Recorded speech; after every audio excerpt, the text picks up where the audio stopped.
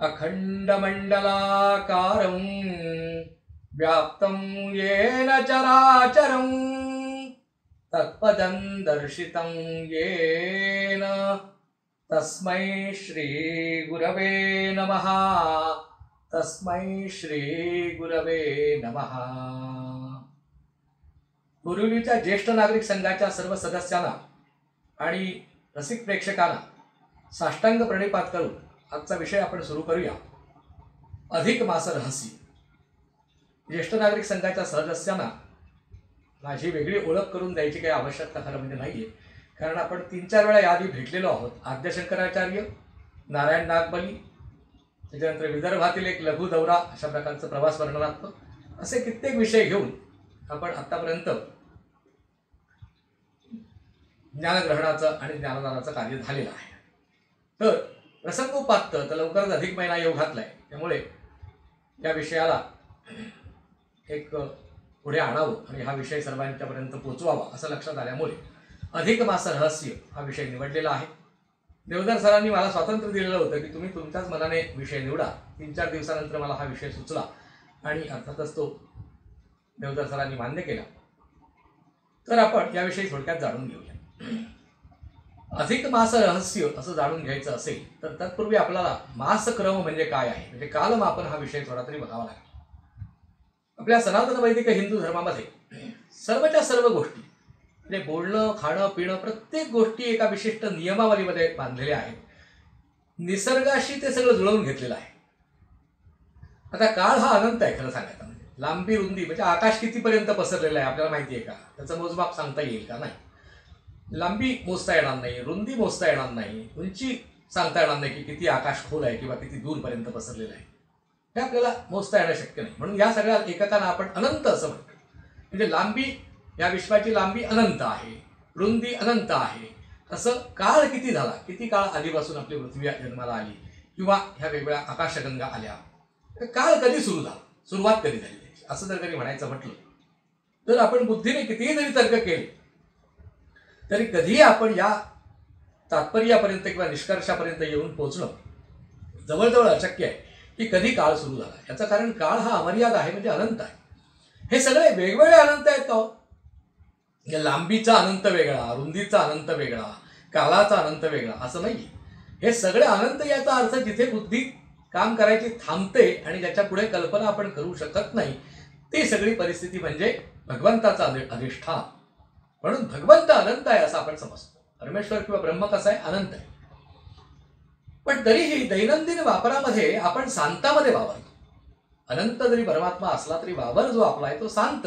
आपण विचार काय करतो? माझ्यापुरता, माझ्या कुटुंबापुरता, माझ्या समाजापुरता असा शांत विचार करतो। आता या क्षणी मंगळावर काय चाललंय असं कोणी विचार करतो का? मला असं शांत विचार करत असल्यामुळे आपल्याला शांतामध्ये राहिल्यानंतर या प्रत्येक एककांना शांतामध्ये आणणं भाग पडायला लागतं। त्या लांबीचं एकक निर्माण करायचं, मग ते सेंटीमीटर असेल, अंगुलं असतील, पूर्वीच्या काही अशा प्रकारची टीच, हात हस्ताच्या मात्राने, असं लांबी रुंदीची मोजमाप होतं।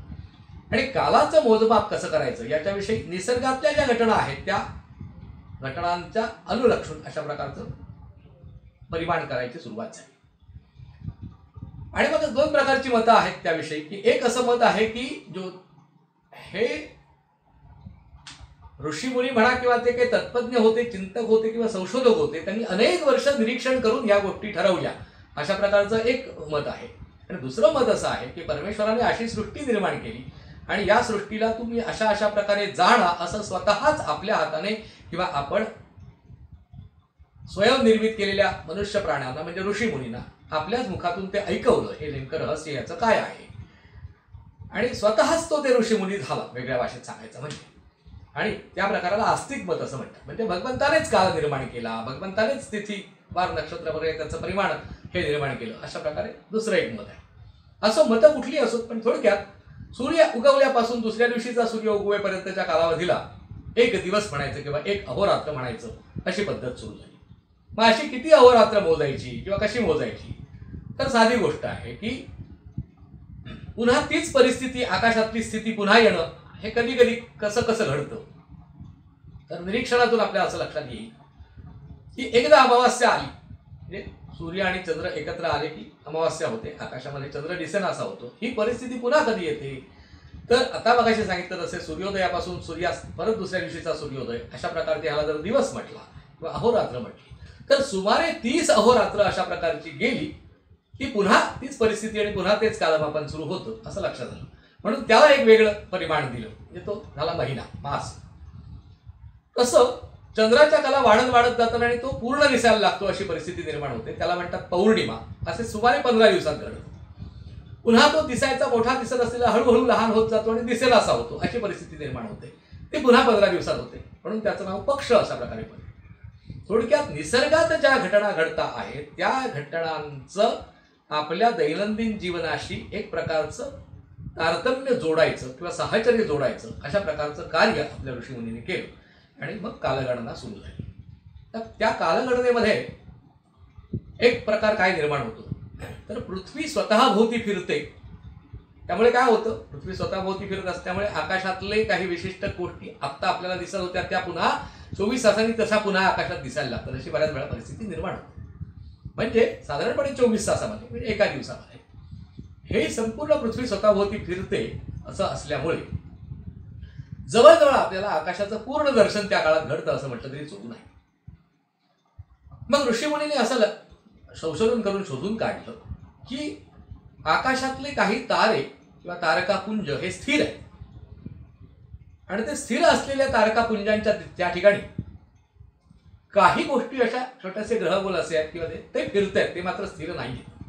मग ते असे ते भ्रमण करणारे होते, ते भटके, म्हणून त्यांना ग्रह असं नाव दिलं. पण त्याच्याच बरोबर आणखी काही गोष्टी करणं गरजेचं होतं, म्हणजे ह्या पृथ्वी तलावरती ह्या सगळ्या आकाशस्थ परिस्थितींचा काय परिणाम होतो तो अभ्यासणं गरजेचं आहे. कारण तसा निसर्गात होणारा बदल जो आहे त्या बदलाला अनुलक्षून आपलं जीवन घडवायला पाहिजे अशी ऋषीमुनींची भूमिका आहे.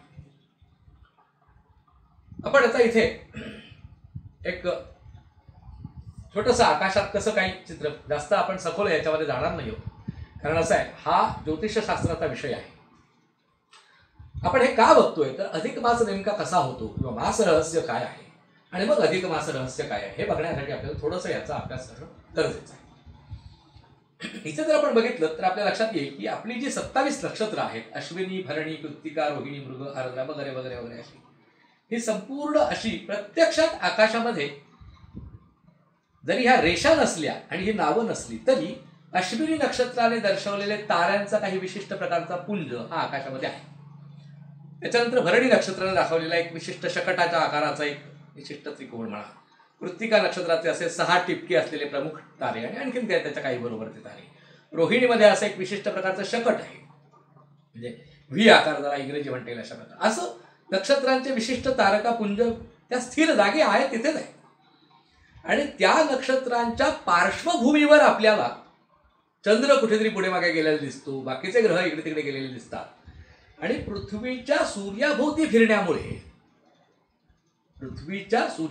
फिरण्यामुळे सूर्य याच नक्षत्राच्या पार्श्वभूमीतून कुठेतरी जातोय फिरतोय असा भास होतो. प्रत्यक्षात पृथ्वी ही पश्चिमेकडून पूर्वेकडे फिरत असल्यामुळे ही एक एक नक्षत्र या क्रमाने म्हणजे अश्विनी, भरणी असं एक एक क्रमाने वर येते आहेत, म्हणजे उगवत आहेत आणि हळूहळू मागे जात आहेत आणि मावळत आहेत असं आपल्याला चक्र दिसत असतं दैनंदिन जीवनामध्ये. मग कुठल्या नक्षत्राच्या पार्श्वभूमीवरती सूर्य आहे तर त्यावेळी आपण तो सूर्य अमुक नक्षत्रात आहे असं म्हणतो. असंच चंद्र कुठल्या नक्षत्रामध्ये आहे त्याप्रमाणे त्या दिवसाला आपण तो दिवस नक्षत्र असं म्हणतो. ही सगळी कालमानाची एककं आहेत आणि कालमान कसं करायचं याच्याविषयीचा ज्योतिषशास्त्रीय विषय आहे. पण हा ज्योतिषशास्त्रीय विषय मी आपल्याला का सांगतो तर त्याचा आणखीन अधिक मासाशी त्याची सांगड आहे, म्हणून मी आपल्याला हे सगळं सांगतो. आता बघा, आपण बारकाईने निरीक्षण केलं तर असं लक्षात येईल अश्विनी नक्षत्र पूर्ण, भरणी नक्षत्र पूर्ण आणि कृत्तिका नक्षत्राचा 1/4 भाग एवढा मिळून आपली मेष नावाची रास तयार होते.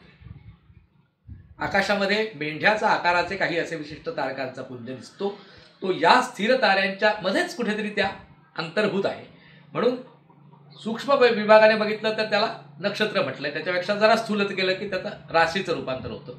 अशा एकूण आपल्याकडे 12 राशी आहेत म्हणजे काय त्या नैसर्गिकरित्या आकाशात आहेतच त्या ग्रहगोलाच्या रूपाने.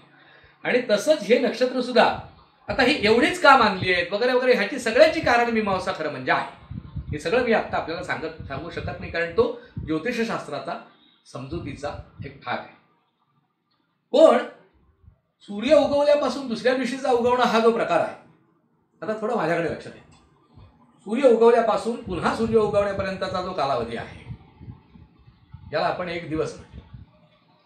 असं किती दिवसांच्या हे झाल्यानंतर पुनरावृत्ती होते त्याचं एक निरीक्षण केल्यानंतर निसर्गामधलं असं लक्षात येतं की पृथ्वी जेवढ्या वेळेमध्ये सूर्याभोवती प्रदक्षिणा घालते ती सुमारे 365 दिवस आणि आणखीन काही वरती थोडेसे तास असं म्हणूया, किंवा वेगळ्या भाषेमध्ये 365 दशांशचिन्ह 2, 5, 4 अमुक अमुक अशा प्रकारचं कालमान त्याचं करता येईल. थोडक्यात एक बरोबर 365 दिवस नाही, त्याच्यापेक्षा काही जास्त कालावधीमध्ये हे आकाशामध्ये भ्रमण कशाचं होतं, पृथ्वी सूर्याभोवती फिरायला घेणारा काळ आहे. मग एवढ्या कालावधीमध्ये सुमारे 365 अहोरात्र होतात. मग त्याच्याबरोबर मासाची गणना म्हणजे चंद्र फिरण्याचं पण आपण गणितात गृहीत धरतो. ते का बरं धरतो तर चंद्र आणि सूर्य यांच्या दोघांच्या एकत्रित गुरुत्वाकर्षणामुळे पृथ्वीवरती बरीचशी स्थित्यंतर घडतात. आपल्याला सगळा विचार काय करायचा आहे की आपल्यावरती होणारा परिणाम, आपल्या मानव जातीवरती आणि सजीव सृष्टीवरती होणारा परिणाम म्हणजे आपण जो काही आरंभबिंदू मानतो आहोत किंवा ज्याच्यावरती हा परिणाम आपण अभ्यासतो आहोत ती काय वस्तू आहे, पृथ्वी आहे.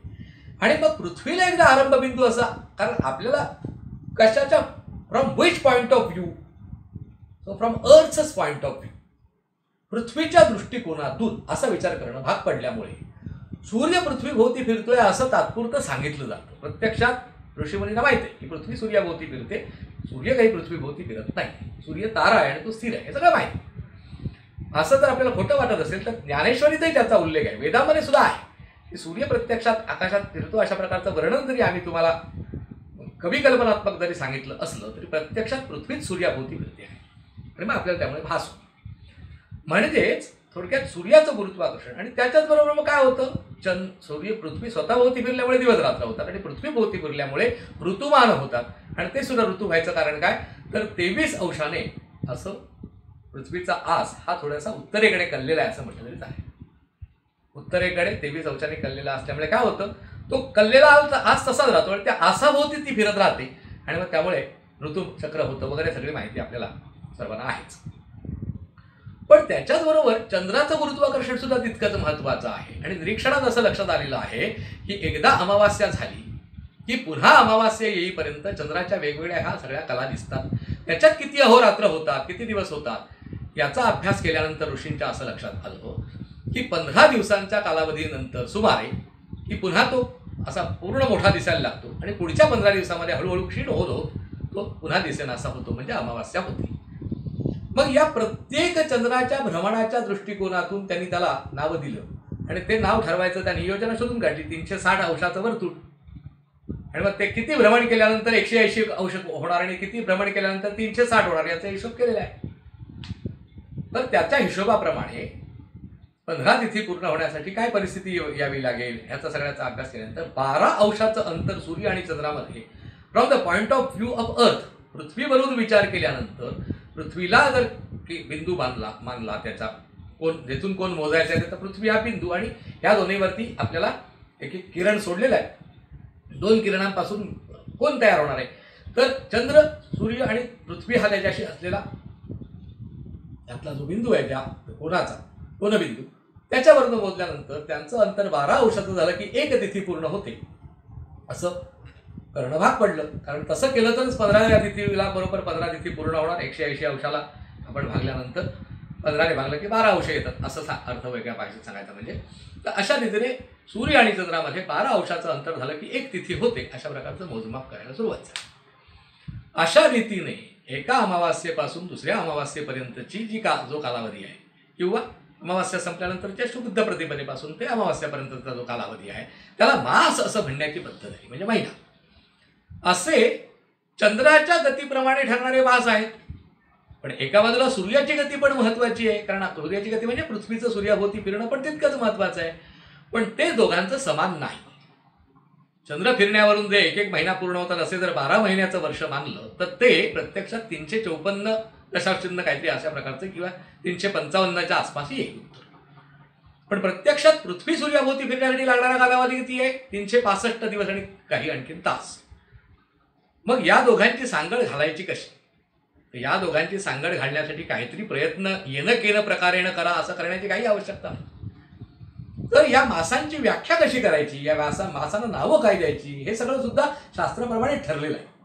असं नाही की काहीतरी मनाने ऋषी मुनीने ठरवलं किंवा काहीतरी कुठलं तरी जुळवलं. याच्या विरुद्ध बाकीची जी काही जगातली आणखीन जी काही कालमापन जी गणित आहे इतर धर्मांची म्हणा किंवा इतर संस्कृतींची, जसं आता ग्रेगरियन कॅलेंडर जे आपण जे इंग्रजी वर्ष म्हणतो, जानेवारीला 31 दिवस, फेब्रुवारीला 28 दिवस, आणखीन काय मार्चला 30 दिवस, म्हणजे 31 दिवस, असं जे काय आपलं सगळं गणित आहे, हे सगळं परकीय पाश्चिमात्यांचं गणित हे तसंच का बरं? जानेवारीलाच 31 दिवस का, डिसेंबरला पुन्हा 31 दिवस का, जुलै आणि ऑगस्ट या दोघांना 31 दिवस का, फेब्रुवारीला 28 दिवस का, याचं उत्तर नीट कोणाला देता येणं शक्य नाही. त्या महिन्याचं नाव जानेवारीच का, हे उत्तर देता येईल का? नाही, तेही शक्य नाही. पण आपल्याकडे तसं नाही. असं आणखीन सुद्धा गमतीदार दुसऱ्या धर्माचा विचार केला तर त्यांच्याकडे संध्याकाळचा सूर्य मावळला की दिवस म्हणजे त्यांचं कालमापन सुरू होतं, त्यांचा वार सुरू होतो. उदाहरणार्थ यवन जे आहेत, मुस्लिम जे आहेत, त्यांच्याकडे आपल्याकडचा गुरुवार समाप्त झाला, म्हणजे गुरुवारची संध्याकाळ झाली, गुरुवारचा सूर्यास्त झाला की त्यांचा शुक्रवार सुरू. पाश्चिमात्यांचं रात्री 12 वाजता, आपल्याकडचे रात्रीचे 12 वाजले, गुरुवारच्या रात्रीचे 12 वाजले की आपण शुक्रवार सुरू होतो. पण आपल्याकडे तसं नाही. उदयात 12 म्हणजे सूर्याचा उदय झाला की दिवस बदलला असं मानायची पद्धत. असं सगळं आपण निसर्गाबरोबर जुळवून घेतलं आणि त्याच्याचबरोबर ऋतुमानाबरोबर पण जुळवून घेतलं, अशी त्यातली गंमत आहे. ती कशी जुळते, त्याच्यात कसा हा अधिक मास बसतो ते पण आपण बघूया. जाता जाता आणखीन एक बघूया की परकीय यांच्यामध्ये काय व्हायला लागलं की मग ते ह्या सगळ्या गणितामध्ये 365 दिवस दरवेळी घेणं, मग तो वरचे जे दशांश चिन्हाचे काही वरती राहिलेले जे काही फ्रॅक्शन आहेत आपल्या भाषेत, अपूर्णांक शिल्लक राहतात काही तास, ते काही वर्षांनी पुन्हा त्याचा दिवस तयार होतो. त्या दिवसाचं करायचं काय, असा प्रश्न व्हायला लागला. आणि मग इंग्रज लोकांनी आयडिया म्हणजे योजना काढली की दर 4 वर्षानंतर एक लीप वर्ष म्हणून मानायचं आणि त्या वर्षातला फेब्रुवारी महिन्याला 1 दिवस जास्त घ्यायचा, अशी पद्धत सुरू झाली. पण गडबड त्याच्यातही अशी व्हायला लागली की असं जर करत राहिलं तर काही वर्ष जेव्हा सहस्रावधीने निघून गेले त्याच्यानंतर गडबड अशी झाली की 8-10 दिवस जास्त व्हायला लागले या भातकडीमध्ये. मग हे दोन्ही जुळवून घ्यायचं कसं, म्हणून मग शेवटी त्या सीझर नावाच्या एका राजाने ती सगळी योजना शेवटी केली असं सांगतात. आणि ऑक्टोबर महिन्याच्या 1 तारखेलाच 15 तारीख आली, असं 5 तारखेलाच 15 तारीख आली असं दाखवून 11 दिवसाचा जो जास्तीचा हे होता तो गुंडाळून टाकला. असा प्रकारे तो सगळा त्या फुलात आपण नको शोधूया. पण त्याच्यात काय मग त्यांनी योजना केली की जिथे शतकाची पूर्णता होईल, म्हणजे बा 100 झाले, 200 झाले, इसवी सणानंतर 100 वर्ष, इसवी सणानंतर 200 वर्ष, असं इसवी सन जे आपले असतील त्याला 400ने भाग केला तर तो जो पूर्ण वर्ष असतं तर 400ने भाग केला तरच त्याला लीप वर्ष मानायचं आणि नुसते 4 भाग लावून चालणार नाही. बाकीच्या वर्षाला तसं नाही. मात्र वर्ष शतकाच्या समाप्तीला मात्र काय करायचं, 400ने निश्चित भाग जात असेल तरच तो जास्तीचा मानायचा. ह्या सगळ्या प्रकारामध्ये सुमारे 26-27 सेकंदाचा अजूनही फरक पडतोय. पण सुमारे 3000 वर्षानंतर त्या एखाद्या दिवसाचा प्रश्न निर्माण होणार आहे इंग्रजी गणनेप्रमाणे. पण आपल्या गणनेप्रमाणे आयुष्यात अशा कशा प्रकारचा प्रश्न पडणारच नाही, इतकी ती आपली फुल प्रूफ ज्याला म्हणतात अशा प्रकारची योजना ऋषीमुनींनी तयार केली. हेच अधिक मासाचं मुख्य रहस्य आहे. आपण रहस्य 2 प्रकारांनी बघणार आहोत. एक आपल्या भाषेत ॲस्ट्रॉनॉमिकल किंवा सायंटिफिक म्हणजे ज्योतिषशास्त्रीय दृष्टिकोनातून किंवा खगोलशास्त्रीय दृष्टिकोनातून या अधिक मासाचं रहस्य जाणून घेणार आहोत. आणि तसंच आपण पौराणिक दृष्टिकोनातून थोडंफार या अधिक मासाचं रहस्य जाणून घेणार आहोत. तर आता ह्या मासाची नावं कशी ठरली आपल्याकडे हे बघितल्यानंतर आपल्याला अधिक मासाची मजा समजत लक्षात येईल. मासाची नावं कशी ठरली तर आता परत आपल्याला थोडंसं ह्या आपण जी रचना केलेली आहे एका फलकावरती त्याच्याकडे लक्ष द्यावं लागेल. तर ऋषीमुनींच्या असं लक्षात आलं की कधीपासून सुरुवात करायची, काय करायचं, तर झाडांना पालवी फुटते नवीन आणि अशा प्रकारचं नवचैतन्य झाडांना वगैरे निर्माण होतं. म्हणजे ज्याला आपण आज वसंत ऋतू म्हणतो तो कधी येतो, तो निरीक्षणातून असं लक्षात आलं की जेव्हा सूर्य ह्या मीन राशीच्या पार्श्वभूमीवरती गेलेला असतो, म्हणजे पृथ्वीच्या सूर्याभोवती फिरण्यामुळे सूर्य कुठल्या तरी नक्षत्रांच्या वेगवेगळ्या नक्षत्रांच्या पार्श्वभूमीवर आलेल्याचा पृथ्वीवरून जो दृष्टिकोन तयार होतो. आता आपण सारखं असं दरवेळी म्हणणार नाही की पृथ्वीवरून सूर्य फिरल्याचा भास होतो असे शब्द आपण थोडक्यात आपण आता सूर्य पृथ्वीभोवती फिरतो असा शब्दप्रयोग समजुतीसाठी घेणार आहोत, जसं आपल्या ज्योतिषशास्त्रज्ञांनी घेतला होता तसं. तर सूर्य फिरताना तो मीन राशीमध्ये जेव्हा प्रवेश करतो, असं राशीत प्रवेश करणे सूर्य याला आपण संक्रांत असं म्हणतो. मकरेत प्रवेश करतो तेव्हा मकर संक्रांत, मेषेत प्रवेश करतो तेव्हा मेष संक्रांत. तसं मीन राशीमध्ये जेव्हा सूर्य प्रवेश करतो कुंभेतून मीन राशीमध्ये जेव्हा प्रवेश करतो त्यावेळेला चैत्र महिन्याचा किंवा वसंत ऋतूचा आरंभ झाला असं गृहीत धरायची पद्धत आहे. ती त्यांनी शोधून का बरं, तर तेव्हा नवचैतन्य ह्याच्यावरती येतं, ऋतू आपोआप तयार होतो, नवचैतन्यमय झालेला असतो जेव्हा, तेव्हा संवत्सराचा आरंभ मानायचा म्हणून चैत्र महिन्याचा. मग त्यावेळी जेव्हा ह्या मीन राशीमध्ये जेव्हा सूर्य जेव्हा असतो तेव्हा त्या दरम्यान आता सूर्य इथे असेल म्हणजे दिवसाच्या वेळी ही मीन रास असेल, दिवसभर आपल्या डोळ्यासमोर म्हणा, म्हणजे उगवल्यापासून ती मावळेपर्यंत. पण रात्रीच्या वेळेला काय परिस्थिती असेल, तर साधारणपणे ही जी त्याच्याबरोबर समोरची कन्या राशी, ही कन्या राशीच्या आसपासची परिस्थिती ही रात्रीच्या आपल्या डोळ्यासमोर असेल. म्हणजे आणि त्या परिस्थितीमध्ये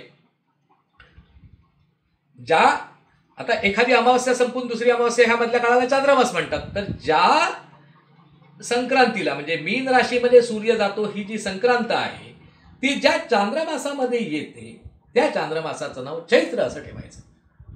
असं का बरं ठेवायचं, तर जेव्हा हा मीन राशीमध्ये जातो तेव्हा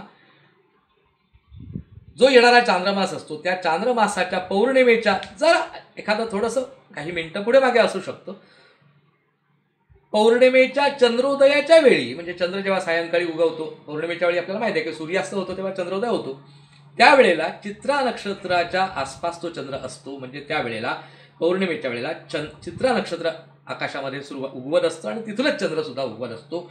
चित्रा नक्षत्रामध्ये चंद्र असताना जो चांद्रमास होतो किंवा चित्रा नक्षत्र उगवत असताना जी पौर्णिमा असलेली म्हणजे ज्या पौर्णिमेला चंद्र चित्रा नक्षत्रामध्ये असतो असा चांद्रमास आणि त्याच वेळी सूर्य मीन राशीला आहे असं जेव्हा असेल त्याला आपण काय म्हणतो, अर्थात तो आपोआपच मीनेला येणार, त्याला आपण चैत्र महिना म्हणतो, कारण त्यावेळी पौर्णिमा म्हणजे पूर्ण चंद्र हा चित्रा नक्षत्रामध्ये घडतो.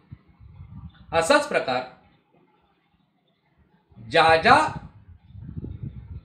चांद्रमासामध्ये एक एक संक्रांत, आता पुढची मेष संक्रांत जेव्हा येणार तेव्हा जो चांद्रमास चालू असेल त्याला काय म्हणायचं, तर त्याला वैशाख म्हणायचं. का बरं, तर त्याच्यामध्ये हे जसं चित्रा नक्षत्र तसं विशाखा नक्षत्र बरोबर पौर्णिमेच्या वेळेला थोडंसं एक काही मिनिटं पुढे मागे असं असू शकतं, नाही असं नाही, पण सर्वसामान्यपणे एक दिवस पुढे मागे सरासरी मानाने पौर्णिमेला वैशाख महिन्याच्या विशाखा नक्षत्र आपल्याला चंद्र विशाखा नक्षत्रात आपल्याला सापडेल. असं प्रत्येकाचं आहे. म्हणून चित्रा नक्षत्र मध्ये असल्यामुळे चैत्र महिना, विशाखा नक्षत्रात पौर्णिमा झाल्यामुळे वैशाख महिना, ज्येष्ठा नक्षत्रात झाल्यामुळे ज्येष्ठ महिना, पूर्वाषाढा नक्षत्रात झाल्यामुळे आषाढ महिना, श्रवण नक्षत्रामुळे झाल्यामुळे श्रावण महिना, असं एक एक महिन्याची नावं सगळी संपूर्ण महिन्यांची नावं ही अशा क्रमाने आलेली आहे. जे लक्षात आल्यानंतर आपल्याला नंतर कधीतरी मला विचारा, मी आपल्याला अवश्य सगळी सांगू शकेन. पण व्याख्या काय आहे, ज्या चांद्रमासामध्ये मीन राशीमध्ये सूर्य गेलेल्याची संक्रांत येते त्या चांद्रमासाला चैत्र महिना म्हणायचं. ज्या चांद्रमासामध्ये मेष राशीमध्ये सूर्य गेलेल्याचं जातो त्या चांद्रमासाला वैशाख म्हणायचं. अशा प्रकारे सगळे नियम ठरवून टाकले.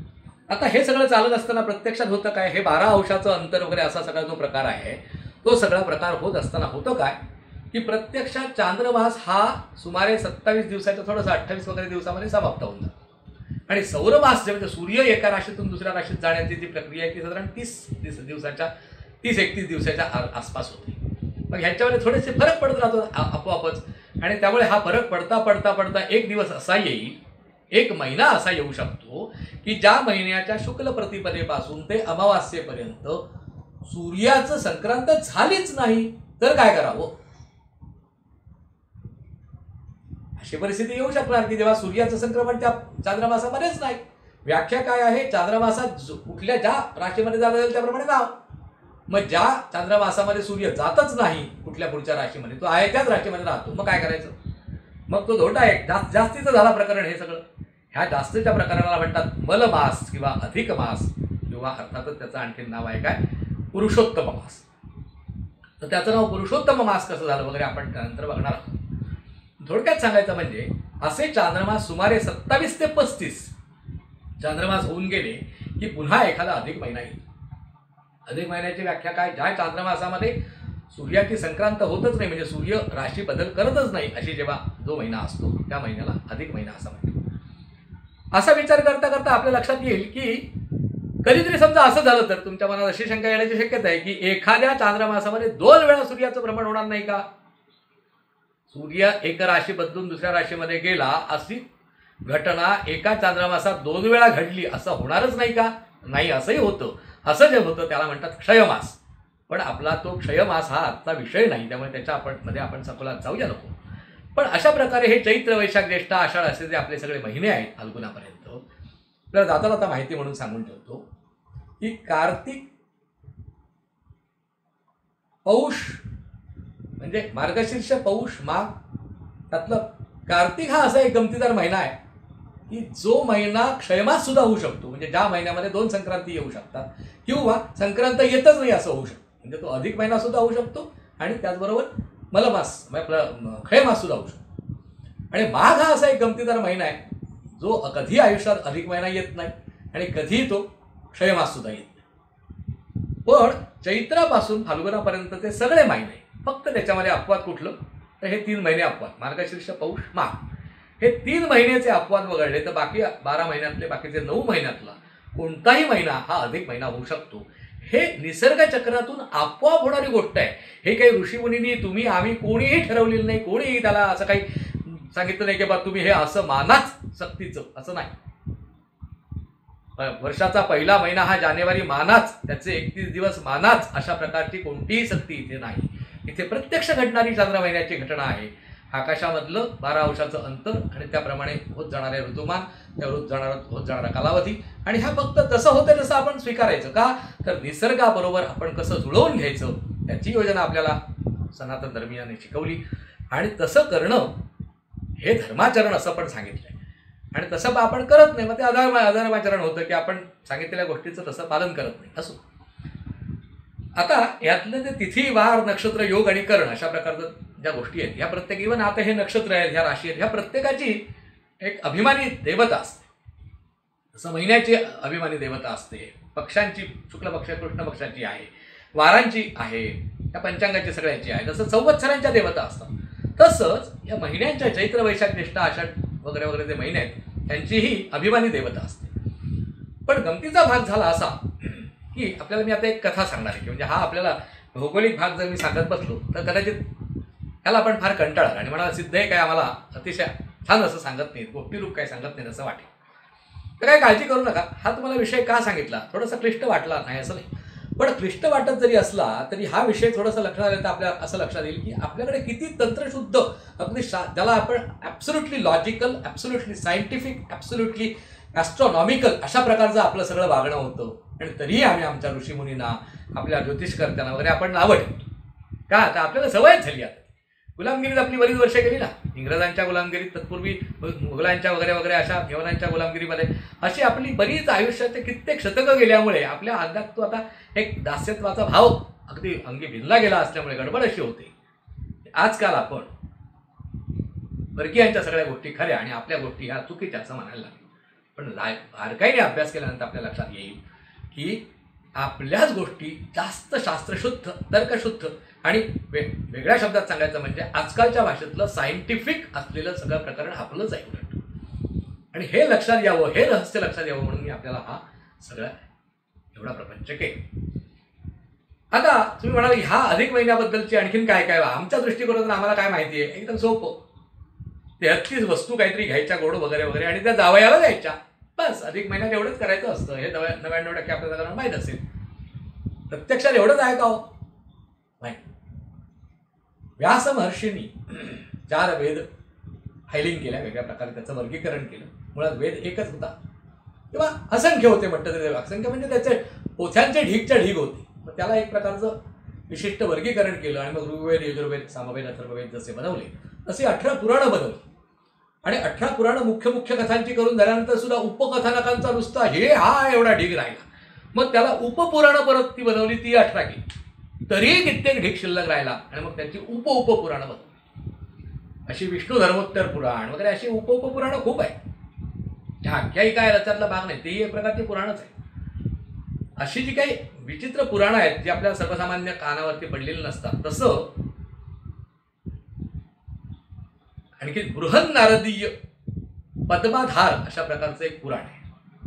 बृहन्नारदीय पद्माधार पुराण हे जे पुराण आहे त्या पुराणामध्ये ह्या पुरुषोत्तम मासाची कथा म्हणजे मलमासाची कथा येते. आणि याचं नाव पुरुषोत्तम कसं झालं वगैरे त्या संदर्भातली माहिती येते. आपण ती थोडक्यात आता जाणून घेऊया, कारण जास्त डोकेदुखी करणारा क्लिष्ट विषय आता घ्यायचा नाही. आता आपल्याला कथारूप असं ऐकायचं आहे.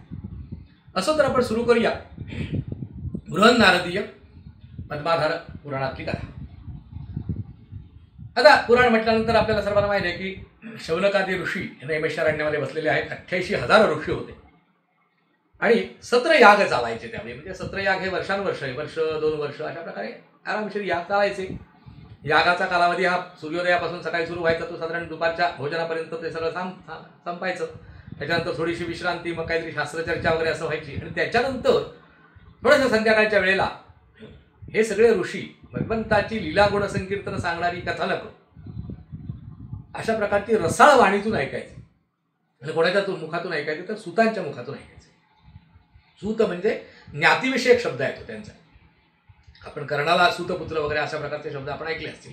म्हणजे तो ज्ञातीविषयक एक प्रकारचं, ज्याला आपण आजकालच्या भाषेत दलित अशा प्रकारची जात, अशा दलिताच्या मुखातून हे वेदवेत्ते अशा प्रकारचे ऋषी हे ह्यांच्याकडनं पुराण श्रवण करायचे, ह्यांच्याकडनं कथा ऐकायचे. तर सूताला काहीतरी वाईट वागणूक दिली जायची, मग काहीतरी त्या जातीभेदामुळे शूद्रांना काहीतरी शूद्र फालतू लेखलं जातं, अमकं तमकं वगैरे वगैरे जे काय सगळे समज आहेत ना, हे मधल्या काळामध्ये लोकांनी आपल्या समाजाच्या डोक्यात भरवले आणि तशा प्रकारे आचरायला सुरुवात केली. प्रत्यक्षात शास्त्रकारांनी असं आचरण करायला सांगितलेलं नाही.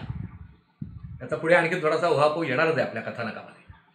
तर अशा प्रकारे ते सूत वेगवेगळ्या प्रकारच्या कथा सांगायचे. नैमिषारण्यामध्ये बसलेले असताना शौनकादी ऋषीने एक दिवशी प्रश्न विचारला दुपारच्या वेळेला असाच, की तुम्ही आम्हाला नानाविध प्रकारची व्रतवैकल्य सांगितलीत, तर असं आम्हाला एखादं व्रतवैकल्य सांगा ना की जे कमी श्रमात जास्त त्याचा उपयोग होतो आणि ते तर्कशुद्धरित्या आपल्याला पटायला तयार होईल किंवा हो कमी श्रमात त्याचा उपयोग होतो. कारण त्या दिवशी काय जो एकंदरीत मनाचा जो काही कल होता त्याला आपण आजच्या भाषेमध्ये मूड म्हणतो. असा सुत मुनींना मूड काय लागला तर ते म्हणाले, आज तुम्हाला मी मलमासाची कथा सांगतो, अधिक मासाची कथा.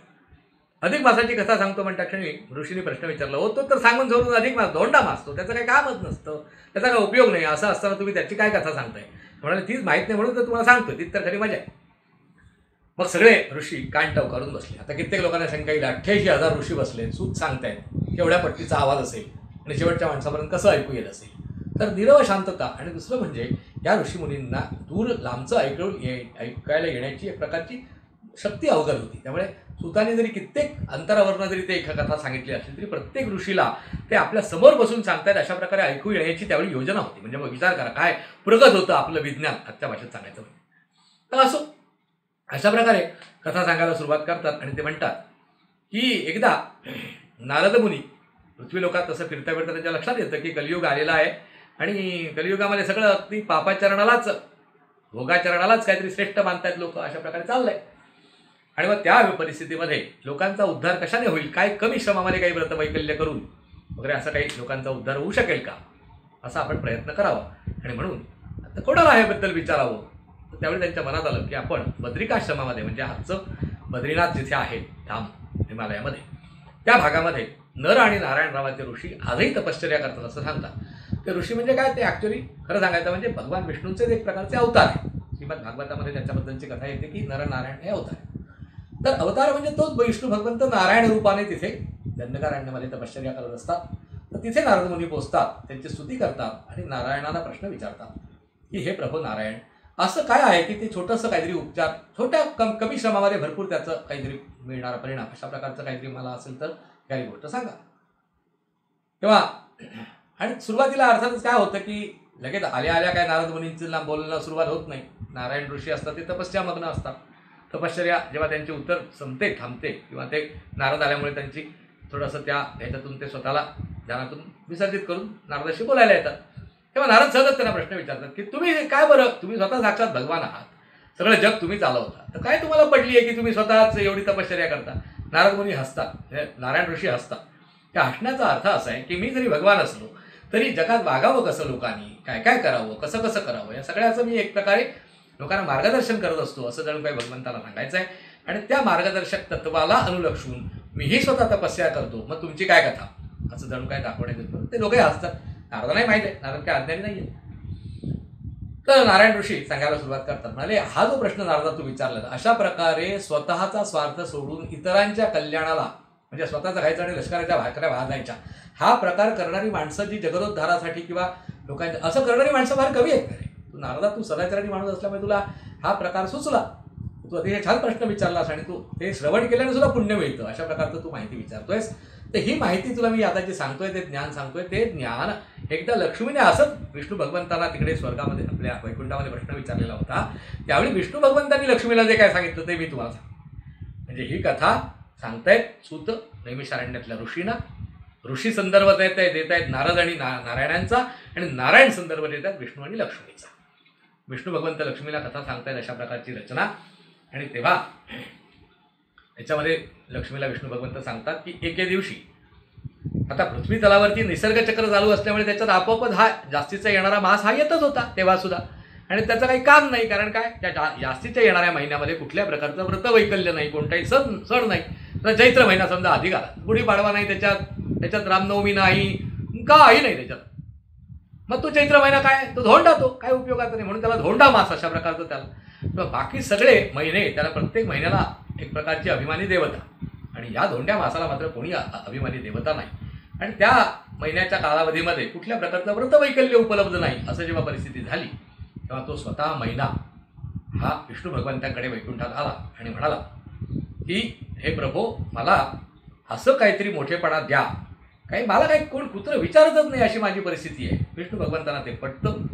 आणि विष्णू भगवंत लक्ष्मीने सांगतात की अशा प्रकारे तो जेव्हा आला होता तेव्हा मी गरुडाला सांगितलं, चल रे आपण गोलोकामध्ये जाऊया. वैष्णव लोक जे आहेत ना, ते वैकुंठाच्याही पलीकडे गोलोक नावाचा लोक आहे असं मानतात. त्या गोलोकामध्ये कृष्ण भगवान आणि राधा हे राहतात. श्रीमती, राधेचं दुसरं नाव श्रीमती, हे राहतात अशा प्रकारची संकल्पना आहे. जसं आपण वैकुंठामध्ये लक्ष्मीनारायण राहतात अशी कल्पना करतो, कैलासावरती शिव पार्वती राहतात अशी कल्पना करतो, सत्यलोकामध्ये ब्रह्मदेव राहतात अशी कल्पना करतो, तसंच या गोलोकामध्ये कृष्ण आणि राधा ची शक्ती कायम राहतात असं वर्णन आहे. आता कृष्ण आणि राधा म्हटल्यानंतर आपल्या डोळ्यासमोर काय येतं, एक तरणा अतिशय मनमोहक दिसणारा काळा सावळा अशा प्रकारचा सुंदर असा मनुष्य, आणि त्याच्याबरोबर एक त्याच्यापेक्षा वयाने कमी असणारी अशा प्रकारची स्त्री. म्हणजे थोडक्यात आपल्याला बाई आणि पुरुष म्हटल्यानंतर एकच कल्पना डोळ्यासमोर येते, पण प्रत्यक्षात तशा कल्पनेतला हा कृष्ण राधा नाही. यातला कृष्ण हा बालकृष्ण आहे, छोटासा कृष्ण आहे. गोलोकामध्ये असा चिरंजीव स्वरूपाचा असा छोटासा बाळ अशा स्वरूपातला कृष्ण, त्याच्या दोन हातामध्ये दोन आयुध, एका हातात बासरी आणि एका हातामध्ये सुदर्शन चक्र, अशा प्रकारचा घेतलेला अशा प्रकारचा कृष्ण त्या गोलोकामध्ये राहतो. आता ह्या गोलोकाच्या बाजूला जायला सुरुवात केल्यानंतर वाटेत हा गडबडतो त्या वेगाला. तो वेगाने जेव्हा गरुड जायला लागतो आकाशातून त्यावेळी अधिक मास असा डळमळायला लागतो. विष्णू भगवंत सांगतात काही काळजीचं कारण नाही, आपण जाऊ तिथे आणि आम्ही बरोबर आहोत, भीतीचं काही कारण नाही. आणि असं धीर देऊन विष्णू भगवंत आणि गरुड तिथे गोलोकापर्यंत जाऊन पोचतात. आणि जेव्हा कृष्ण भगवंत म्हणजे तो तिथला पुरुषोत्तम विचारतो, ते कृष्ण राधा विचारतात की का बा कशासाठी येणं केलं, तर ते म्हणाले की हा जो अधिक मास नावाचा जो धोंडा आहे ह्याला कोण काही हे करत नाही, विचारत नाही वगैरे अशा प्रकारचं, तर याला काही ना काहीतरी स्थान द्यावं किंवा त्याला काहीतरी अभिमानी देवता नाही आहे त्याला, असं त्याचं जे काही म्हणणं आहे. त्यामुळे तुमच्या पायावरती घालायला घेऊन आलेलो आहे. साक्षात विष्णू भगवंत आणि गरुड त्या पुरुषोत्तमाना किंवा त्या कृष्णाला नमस्कार करतात असं बघितल्यानंतर या अधिक मासाने सुद्धा नमस्कार केला आणि आपलं गाराणं सांगितलं. तेव्हा भगवान श्रीकृष्ण प्रसन्न झाले त्या गोलोकातले आणि म्हणाले काही काळजी करू नकोस, तुला माझं नाव दिलं जाईल आणि तुझा अभिमानी देवता मी स्वतः होतो पुरुषोत्तम नावाने, आणि यानंतर तू पुरुषोत्तम मास नावाने ओळखला जाशील. अशा प्रकारचं त्याला वरदान दिलं. आणि आपल्याला एक प्रश्न पडेल की एका हातात बासरी घेतलेली आणि एका हातात सुदर्शन चक्र घेतलेलं आहे, मग ती बासरी वाजवायची कशी, एका हातात वाजवता येणार नाही कारण भोकं 6 असतात आणि त्याला तेवढी बोटं लागतात. तर ही जी आयुधं असतात ना भगवंतांची, ती आयुधं हवी तेव्हा प्रगट होतात आणि नको तेव्हा म्हणजे आपल्याला दुसऱ्या काही कार्याला वापरायचे असतील तर आपलं शंखाच्या गरगाला आपण असं धरूनच ठेवलंय भगवान विष्णूंनी, असं राहण्याची काही आवश्यकता नाही. ती भक्तांच्या इच्छेसाठी त्यांची ती आयुधं त्यांच्या हातात आहेत, असं भक्ताला ते दर्शन हवं असतं म्हणून ती हातात कायम असतात. पण सुदर्शन चक्राचं असं आहे की ते गुप्त होतं आणि जेव्हा कधी गरज लागते तेव्हा बोलवलं की ते आपोआपच बोटामध्ये येतं. किंवा सुदर्शन चक्राला तात्पुरतं जा म्हणून सांगितलं किंवा थांबून राहा, गुप्त होऊन राहा असं सांगितलं की मग बासरी वाजवता येते. अशा प्रकारचा प्रश्न 2 दादाचा इथला प्रश्न आहे गोलोकातला. आणि त्यालाच पुराण पुरुषोत्तम योग नावाचा जो 15वा अध्याय भगवद्गीतेमध्ये आहे, काही लोक सांगतात तो त्या पुरुषोत्तमाचा म्हणजे साक्षात श्रीकृष्णाचा स्वतःबद्दलचाच सांगितलेला आहे आणि त्यालाच मग इथे गोलोकामध्ये पुरुषोत्तम असं म्हटलेलं आहे. असो तर अशा प्रकारे त्यांना माहिती सगळी सांगितली आणि सांगितलं की बाबा मी तुझा अभिमानी देवता होईल आणि तुझ्या याच्यामध्ये कालावधीमध्ये, या महिन्याच्या कालावधीमध्ये जे जे व्रत वैकल्य केले जाईल त्याला प्रचंड अशा प्रकारचा परिणाम मिळेल. म्हणजे गेल्या अधिक मास पहिला सुरू झाल्यापासून दुसरा अधिक मास येईपर्यंत सुमारे जे 33 महिने गेलेले असतात सरासरी मानाने, प्रत्यक्षात ते 27 ते 35 याच्या दरम्यान असतात, हे आपल्याला मगाशी सांगितलं मी. आणि ते आपण ठरवू शकत नाही, कारण ज्या चांद्रमासामध्ये सूर्यसंक्रांत येणारच नाही तो चांद्रमास, तो चांद्रमास अधिक मास हे नैसर्गिक होणारच घडामोड आहे. ती घडामोड साधारण एवढ्या काळामध्ये होतो. तर सरासरी मानाने ती 33 महिने म्हणजे 32 महिने काही दिवसांनी होते असं मानलं जातं. तेव्हा 33 महिन्यांचं जे काही एखाद्या व्यक्तीने एखादं काम 33 महिने लागून केलं तर त्याला केवढं फळ मिळेल, तेवढं फळ हे एका महिन्यात केल्यामुळे, अधिक मासामध्ये केल्यामुळे मिळतं. अशा प्रकारचं वरदान मलमासाला मिळालं आणि ते मिळाल्यानंतर मलमास आपल्या स्थानी निघून आला. आणि मग अर्थातच ऋषींनी आणि यांनी प्रश्न विचारला की बाबा मग अशा प्रकारे जर तुम्ही मलमास जो सांगताय त्या मलमासाची आणखीन काही अशी कथा आहे का, किंवा त्याचं काही आणखीन व्रत वैकल्य त्या मलमासासंबंधित म्हणजे पुरुषोत्तम मासाचं कसं करायचं, किंवा काय अशा प्रकारची काही कथा वगैरे किंवा अन्य काही गोष्ट अशा प्रकारची आहे का, असं त्यांनी प्रश्न विचारला. आता हे जे मी आपल्याला बृहन्नारदीय जे पुराण सांगतोय, पद्माधार पुराण सांगतोय, त्या पुराणामधले इथे खरं सांगायचं म्हणजे ह्या अशा प्रकारे वरदान मिळालं इथपर्यंत पहिला अध्याय सांगून होतो. इथे दुसरा अध्याय जिथे सुरू होतो तिथे ही कथा सुरू होते की बा असं कधी कसं काय केलं गेलं व्रत. तर मग त्यांनी माहिती सांगायला विष्णू भगवंतांनी लक्ष्मीला, नारायण ऋषींनी नारदांना आणि अर्थात इकडे सुतांनी ऋषींना सांगायला सुरुवात केली. तीच कथा क्रमाक्रमाने की या पुरुषोत्तम मासामध्ये काय करावं माणसाने, त्याच्याबद्दलची माहिती त्यांनी सांगितलेली आहे. ती माहिती अशी आहे की अधिक मास सुरू झाला की त्याच्या पहाटे ब्रह्ममुहूर्तावरती माणसाने उठायचं, शौचमुखमार्जन इत्यादी करायचं सगळं आहे. आणि त्यांनी शक्यतो शुचिरभूत अशा प्रकारचं एक छोटीशी एक मंडपासारखी किंवा मंडपिका, छोटीशी लहान मंडप अशा प्रकारचा तयार करावा. कसा मंडप तयार करावा तर तिथे अर्थातच पाऊस वगैरेचा त्रास होणार नाही, उन्हाचा त्रास होणार नाही अशा प्रकारचा मंडप घालायचा. शक्यतो शुचिरभूत जागी घालायचं, म्हणजे नदीच्या किनारी किंवा तळ्याच्या काठी, सरोवराच्या काठी, अगदीच काय नाही तर आपल्या घराच्या शेजारी वगैरे असं, अगदीच काय नाही तर आपल्या घराच्या अंगणात पण. आणि ते गाईच्या शेणाने वगैरे सारवून असं स्वच्छ वगैरे सगळं करायचं, तिथे रांगोळी वगैरे काढायची. आणि त्याच्यामध्ये भगवान विष्णूंचं आवडतं जे अष्टदल कमल म्हणजे पद्म त्याला म्हणतात, ते अष्टदल कमल तांदुळाच्या साह्याने काढायचं एका विशिष्ट हे मांडून वगैरे. आणि त्या अष्टदलावरती ज्याला जमतोय त्याने सोन्याचा, ज्याला जमत नाही त्याने चांदीचा, त्याही तोही जमत नाही तर तांब्याचा, तोही जमत नाही तर मग अगदी कमीत कमी कास्याचा, आणि कास्याचाही जमत नसेल तर मग मातीचा कलश स्थापन करायचा. त्या कलशामध्ये पाणी घालणं म्हणजे वरुण स्थापनेची जी नेहमीची आपली पद्धत असते त्याप्रमाणे वरुण स्थापन करायचा. आणि वरुणामध्ये भरपूर वस्तू घालायला सांगितलेल्या आहेत. सर्व औषधी आहेत, सप्तमृत्तिका आहेत, पंचरत्न आहेत, पंचपल्लव आहेत, पंचत्वचा आहेत, पंचगव्य आहे, पंचामृत आहे. त्याच्यानंतर मग फळ आहे म्हणजे सुपारी वगैरे आपण घालतो. त्याच्यानंतर हिरण्य म्हणजे सोनं घालायला सांगितलेलं आहे, द्रव्य घालायला सांगितलेलं आहे, असं बऱ्याच गोष्टी त्याच्यात. त्याच्यानंतर त्या कलशामध्ये वेगवेगळ्या प्रकारची तीर्थाची जलं घालायला सांगितलेली आहेत, गंध घालायला सांगितलेले आहे, पुष्प घालायला सांगितलेली आहेत, दर्भ घालायला सांगितले म्हणजे दूर्वा घालायला सांगितलेले आहेत. म्हणजे नानाविध प्रकाराने तो जो कलश आहे तो त्या सांगितलेल्या शास्त्राप्रमाणे अलंकृत करायचा आणि वरुण देवताची पूजन करायचं. आणि त्याच्यावरती एक पूर्ण पात्र ठेवायचं. ज्या धातूचं किंवा अधातूचा आपण तो कलश घेतला असणार शक्यतो त्याचंच पूर्ण पात्र घ्यावं असं शास्त्र सांगतं. आणि त्या पूर्ण पात्रावरती बालकृष्ण आणि राधा अशी सुबक अशा प्रकारची आपल्याला सोन्याची, चांदीची, जशी मगाशी सांगितली तशी जमेल अशा प्रकारची प्रतिमा किंवा ती मूर्ती ही त्याच्यावरती स्थापन करायची. तांदळाचे रास वगैरे घालून अशा प्रकारे छान त्या पूर्ण पात्रावरती. आणि त्या कृष्ण राधा हे जे ज्या ठिकाणी स्थापन करणार त्याच्या 4 दिशांना त्या परिवार देवता स्थापन करायच्या.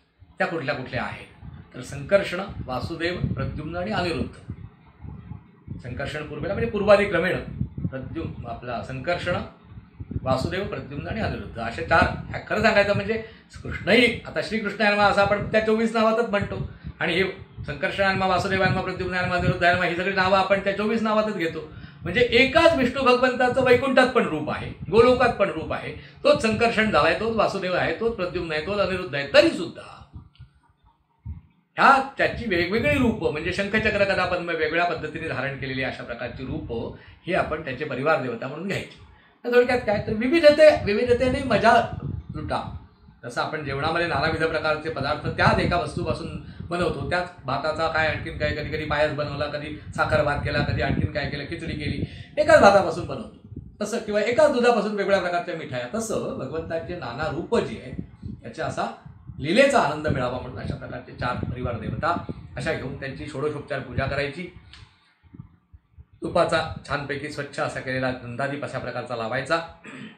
33 अपूप म्हणजे अनारसे चांगल्या एखाद्या दाम्पत्याला किंवा एखाद्या सत्पात्री ब्राह्मणाला दान करायचे. आणि असं बरंच गीतवाद्य नृत्य करायचं, रात्रीच्या वेळेला गायन वगैरे करायचं, वेदांचं पठण करायचं किंवा वेदांचं श्रवण करायचं, शास्त्रांचं श्रवण करायचं किंवा भागवतातल्या कथा ऐकायच्या. म्हणजे असं दिवसभर आणि रात्रभर जमेल तेवढं जास्तीत जास्त भगवत सान्निध्याचं कार्य करायचं असं सांगितलं आहे. आणि त्याहीपेक्षा आणखीन विशेष असं काय तर मौनाने भोजन करायचं किंवा मौनाने स्नान करायचं किंवा देवदेवतार्चन मौनाने करायचं असा प्रयत्न करायचा. आता तुम्ही म्हणाल देवतार्चन मौनाने कसं करणार, तर मंत्र वगैरे सगळं म्हणायचे पण मनातल्या मनात म्हणायचे, मोठ्याने उच्चार करायचा नाही, अशी पुरुषोत्तम मसाज पद्धतीची विशेषता. आता आंघोळ केल्यानंतर आपण आंघोळीला डोक्यावर पाणी घेतल्या आपण काहीतरी सूक्त स्तोत्र दर दिवशी म्हणत असू, तर तुम्ही म्हणाला आता बघ मौनाने, तर ते सगळं म्हणायचं, नामस्मरण देवाचं जे काय ते सगळं करायचं पण मनातल्या मनात करायचं. वैखरी वाणीने ते बाहेर पडू द्यायचं नाही. अशा प्रकारे पूर्ण महिनाभर स्नान जे आहे ते अशा प्रकारे, भोजन आहे ते अशा प्रकारे, परत दिवसभराचं उपोषण करायचं. नक्तव्रत म्हणजे रात्रीचं जेवण नाही त्याचं जमत असेल तर दुपारी म्हणजे एकभुक्त दुपारचं जेवण, असं कितीतरी त्याचे पैलू आहेत. हे सगळे पैलू मी आपल्याला काय सांगत बसत नाही. अशा प्रकारे वेगवेगळ्या पैलूंच्या साह्याने आपण असा एक दिवस आणि त्या दिवशी एखादं अतिशय सत्पात्री अशा प्रकारचं दाम्पत्य बोलवायचं नवरा बायको चांगलं, आणि त्याचं सगळं पूजन, त्यांना अन्नदान वगैरे अशा प्रकारे करायचं, दक्षिणा द्यायची.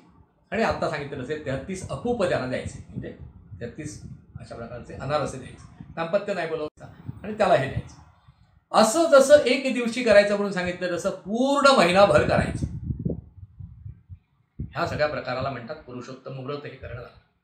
आता आपण लगेचच म्हणू की बाबा हे पूर्ण वगैरे आम्हाला काय जमणार नाही, मग काय करायचं, पूर्ण महिना जमत नसेल तर मग किमान 7 दिवस करावं, ते जमत नसेल तर 3 दिवस करावं, आणि ते 3ही दिवस जमत नसेल तर किमान एका दिवशी करावं.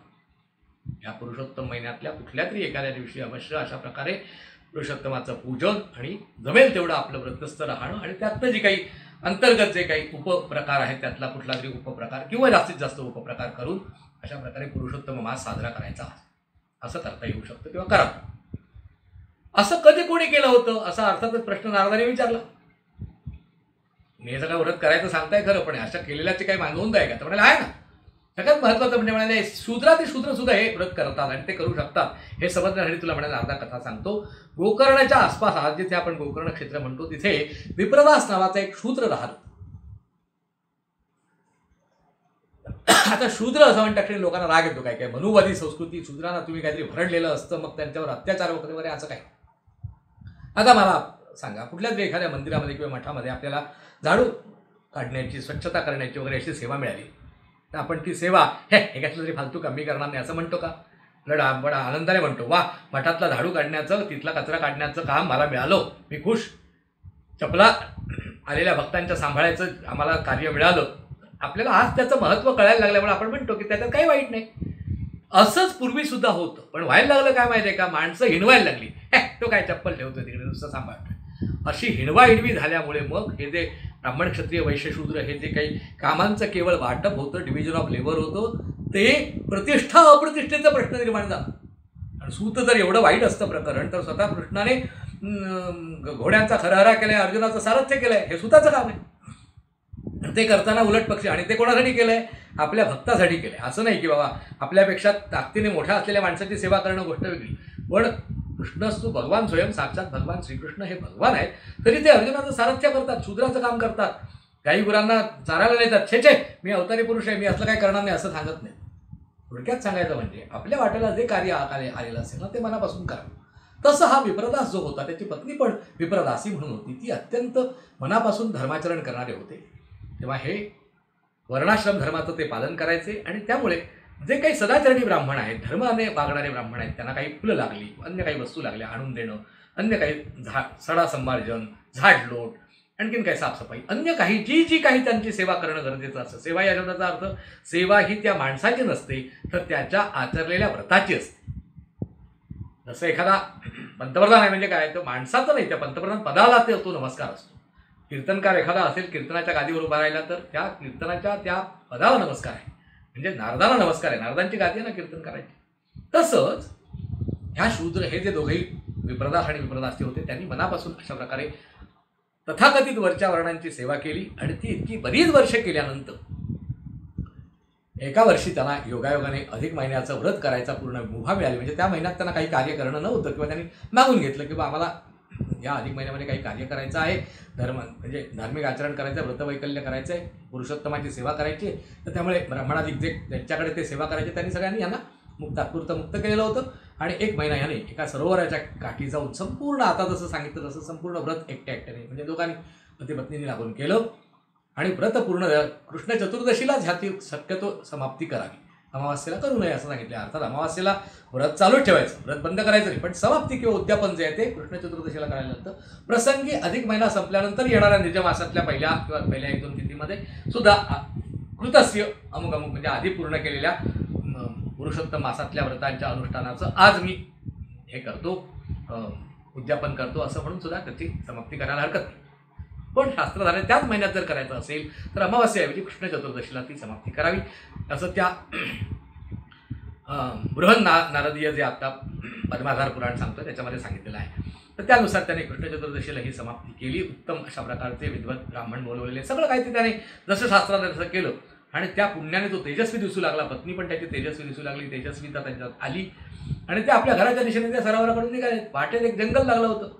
येताना ते त्या मार्गे आले नव्हते, कारण काय येताना त्याच्याकडे साहित्य होतं, त्यामुळे ते मुख्य रस्त्याने आले होते. पण जाताना ते आपल्या भाषेत शॉर्टकटने जायला लागले त्या जंगलाच्या रस्त्यातून. त्या जंगलाच्या भागामध्ये 700 भूतगण राहत होते. आणि त्या भूतांचा एक अधिनायक असलेला असा श्रेष्ठ वेताळ म्हणूया, किंवा त्याला भूतांचा एक अधिष्ठाता असा त्यातला प्रमुख असा तिथे होता.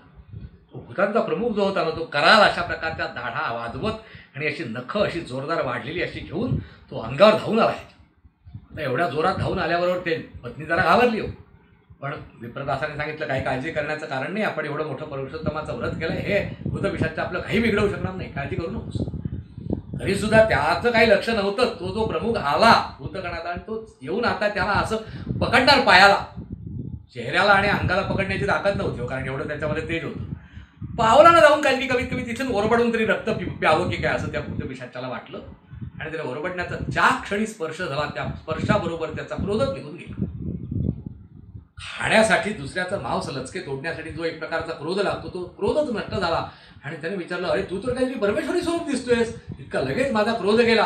आणि लगेच भूतगणांना सांगितलं, बघावं हा कोणतरी मोठा दिसतोय, एकंदरीत हा आपल्या काहीतरी करू शकतो आपल्याकडे. आणि दीनवाणीपणाने ते 700 त्यातल्या ह्या प्रमुखासह सगळे शरण आले.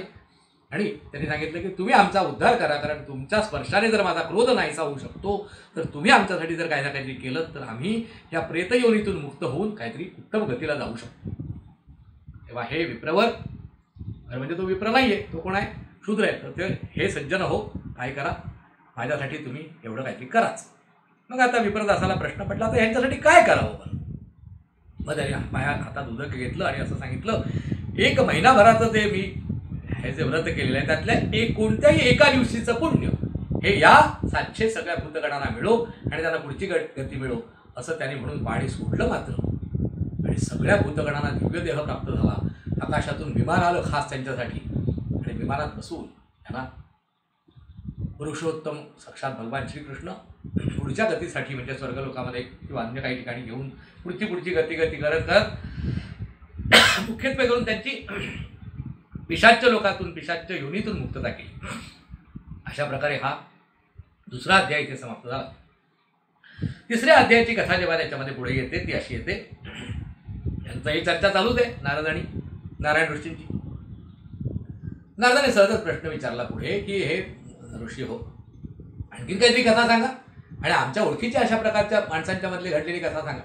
एकदम सोपं म्हणाले, द्वापारातली तुला कथा सांगतो, कौरव पांडवचं तुला माहीतच आहे. नारदाला म्हणाले हो, म्हणाले प्रश्नच नाही. कौरव पांडवांच्या काळामध्ये ही जी काही महाभारतातली जी कथा येते त्याच्याप्रमाणे द्यूत क्रीडा झाली. आपल्याला सर्वांना माहिती आहे, शकुनी आणि ते सगळे फासे वगैरे सगळं कपटाने ते फासे असे विचित्र बनवलेले होते जरासंधाच्या हाडापासून म्हणा किंवा अन्य अशा प्रकारचे. आणि फसवणूक झाली आणि शेवटी काय झालं, द्रौपदीवरती वस्त्रहरणाचा प्रसंग उद्भवला. आणि कशीबशी कृष्णाचा धावा केल्यामुळे म्हणजे त्या पुरुषोत्तमाचा धावा केल्यामुळे जणू काही ती सुटली, त्याच्यातून वाचली. आणि त्याच्यानंतर सगळे काही ते जी मिळालेली हे जे होतं ते सगळं परत मिळालं याला, कारण काय गांधारीने मध्यस्थी केली म्हणून. आणि शेवटी दुर्योधन नाराज झाला. मग परत एकपणाचे डाव काय खेळण्यासाठी त्याने आग्रह केला. यावेळी माणसं पणाला लावायची नाही असं ठरलं. बरंच काय ठरलं, पण त्यावेळी असं ठरलं की 12 वर्षाचा वनवास आणि 1 वर्षाचा अज्ञातवास अशा प्रकारे भोगावं लागेल कोणाला, जो हरणार तो. आणि दैवगतीने युधिष्ठिर हरला आणि त्यामुळे 5ही पांडव आणि द्रौपदी यांना वनवास पत्करावा लागला. वनवासातल्या पहिल्याच वर्षीच्या परिस्थितीमध्ये अनंताचं व्रत सांगितलेलं आपल्याला सर्वांना माहीत आहे. आणि त्याच्यानंतर कृष्ण भगवंत आपल्या कार्याला निघून गेले आणि वनवासामध्ये हे दिवस कंठतायत पांडव. अतिशय अशी 9 वर्ष हे काम्यक वनाच्या आसपास चाललेली घटना होती. काम्यक वनामध्ये हे राहत असताना आणि 9 वर्ष अशी निघून गेली. आणि 9 वर्ष निघून गेलेली असताना एक दिवशी द्रौपदीला राहावे ना. ठीक आहे, सगळं ते अक्षय थाळी दिलेली आहे साक्षात सूर्य भगवंतानी, त्यामुळे त्याच्यातून अन्नधान्य हे सगळं जेवढा खाण्याची व्यवस्था आहे, पण तरीसुद्धा जंगलात राहतोय, तपस्या होते, पण तरीसुद्धा मनाची जी शांती आहे ना ती काही मिळायला प्राप्त व्हायला तयार नाही. आता आपण सर्वसंग परित्याग केल्यासारखे जणू काय राहतोय, पण ते क्षत्रियाचं रक्त आहे, ते तसं उसळल्याशिवाय राहणार नाही. आमचा काही दोष नसताना आमचं राज्य हडपून घेतल्यासारखं आहे, पूर्वी घेतलं होतं, आणि आता आम्हाला ह्या कारणाशिवाय हे वनवास भोगायला लागला छळकपटामुळे. अशा प्रकारचं लक्षात आल्यानंतर मग द्रौपदीने जोराने धावा केला. इतका जोराने धावा केला की कृष्ण भगवंत ऋषीमुनींच्या बरोबर काही अशा विशिष्ट चर्चा करत होता किंवा अन्य काही असं भगवान करत होते. त्या ऋषींना सहजच म्हणाले, द्रौपदीची हाक ऐकू येते, चला ऋषी हो माझ्याबरोबर चला. असं म्हणून ऋषींना घेऊन भगवान श्रीकृष्ण काम्यक वनामध्ये द्रौपदी आणि पांडवांच्या समोर प्रकट झाला.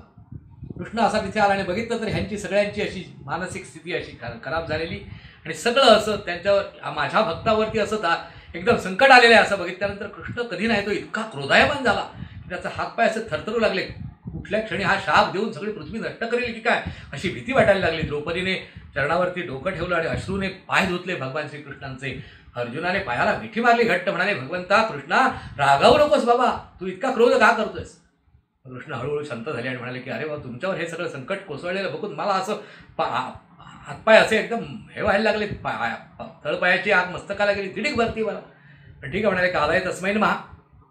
असं विचारल्यानंतर असं लक्षात आलं की काळच आपला वाईट आहे. लागेल पांडवांनी प्रश्न विचारला, भगवंत नेमकं काय रे बा आमच्याकडनं चुकलं. ठीक आहे, आम्ही आता हे सगळं वनवास 12 वर्ष भोगणार आहोत, अज्ञातवास भोगणार आहोत, ते काहीतरी पूर्व प्रारब्धामुळे असेल वगैरे, पण हे फोकस असताना सुद्धा जी तुझ्याबद्दलची आम्ही सगळं चिंतन करतोय, ह्या म्हणजे आम्ही मनाने धार्मिक माणसं तरी सुद्धा मनशांती नाही आणि असं एक प्रकारचं बेचैन अवस्था, असं का बरं होतं. कृष्ण भगवंत म्हणाले, अरे साधी गोष्ट आहे, तुम्हाला मी अनंताचं व्रत वगैरे सांगितलं, सगळी माहिती सांगितली आहे, पण तुम्हाला हे लक्षात आलं नाही तुम्ही वनात राहत असल्यामुळे की तुमच्या ह्या 9 वर्षाच्या कालावधीमध्ये 3 वेळा अधिक मास येऊन गेला आणि त्या अधिक मासामध्ये तुम्ही काही वेगळं केलं नाही. त्या अधिक मासामध्ये जर तुम्ही पुरुषोत्तमाची सेवा केली असती तर तुम्हाला अधिकस्य अधिकम भरपूर फळ मिळालं असतं आणि ते फळ मिळालं तुम्ही चुकवलं इतकं पर्वणी आलेली असताना सुद्धा. पण काही काळजी करू नका, आता लवकरच तो पुन्हा नवीन अधिक महिना येतोय, त्या अधिक महिन्यामध्ये तुम्ही काय करा ते तुम्हाला सांगतो, असं म्हणून भगवान श्रीकृष्णांनी त्या अधिक मासाची संपूर्ण माहिती पांडवांना सांगितली.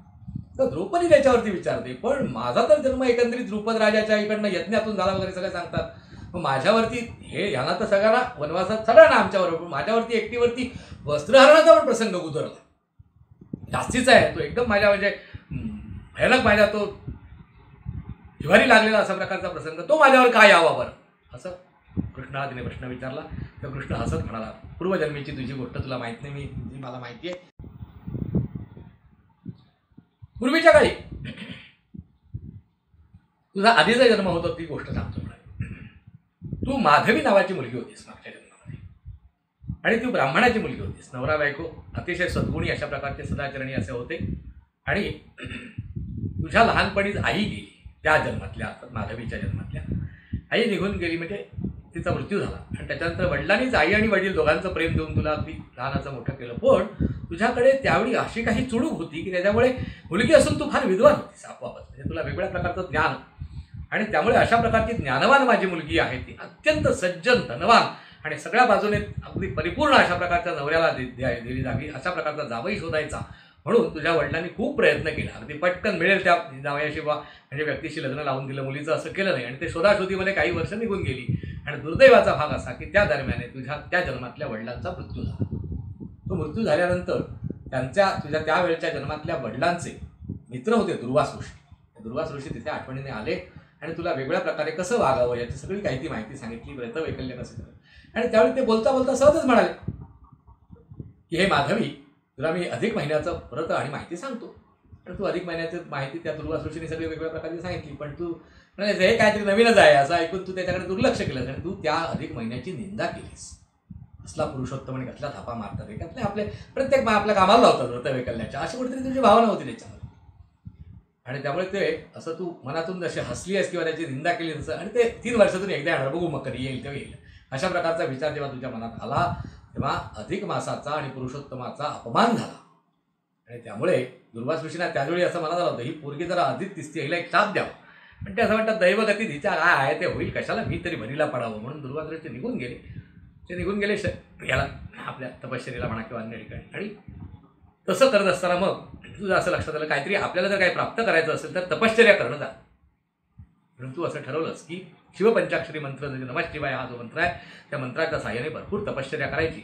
आणि अशा प्रकारे तू तपश्चर्या केलीस. आणि ती तपश्चर्या करून झाल्यानंतर तुला कोण प्रसन्न झालं? शिव प्रसन्न झाले.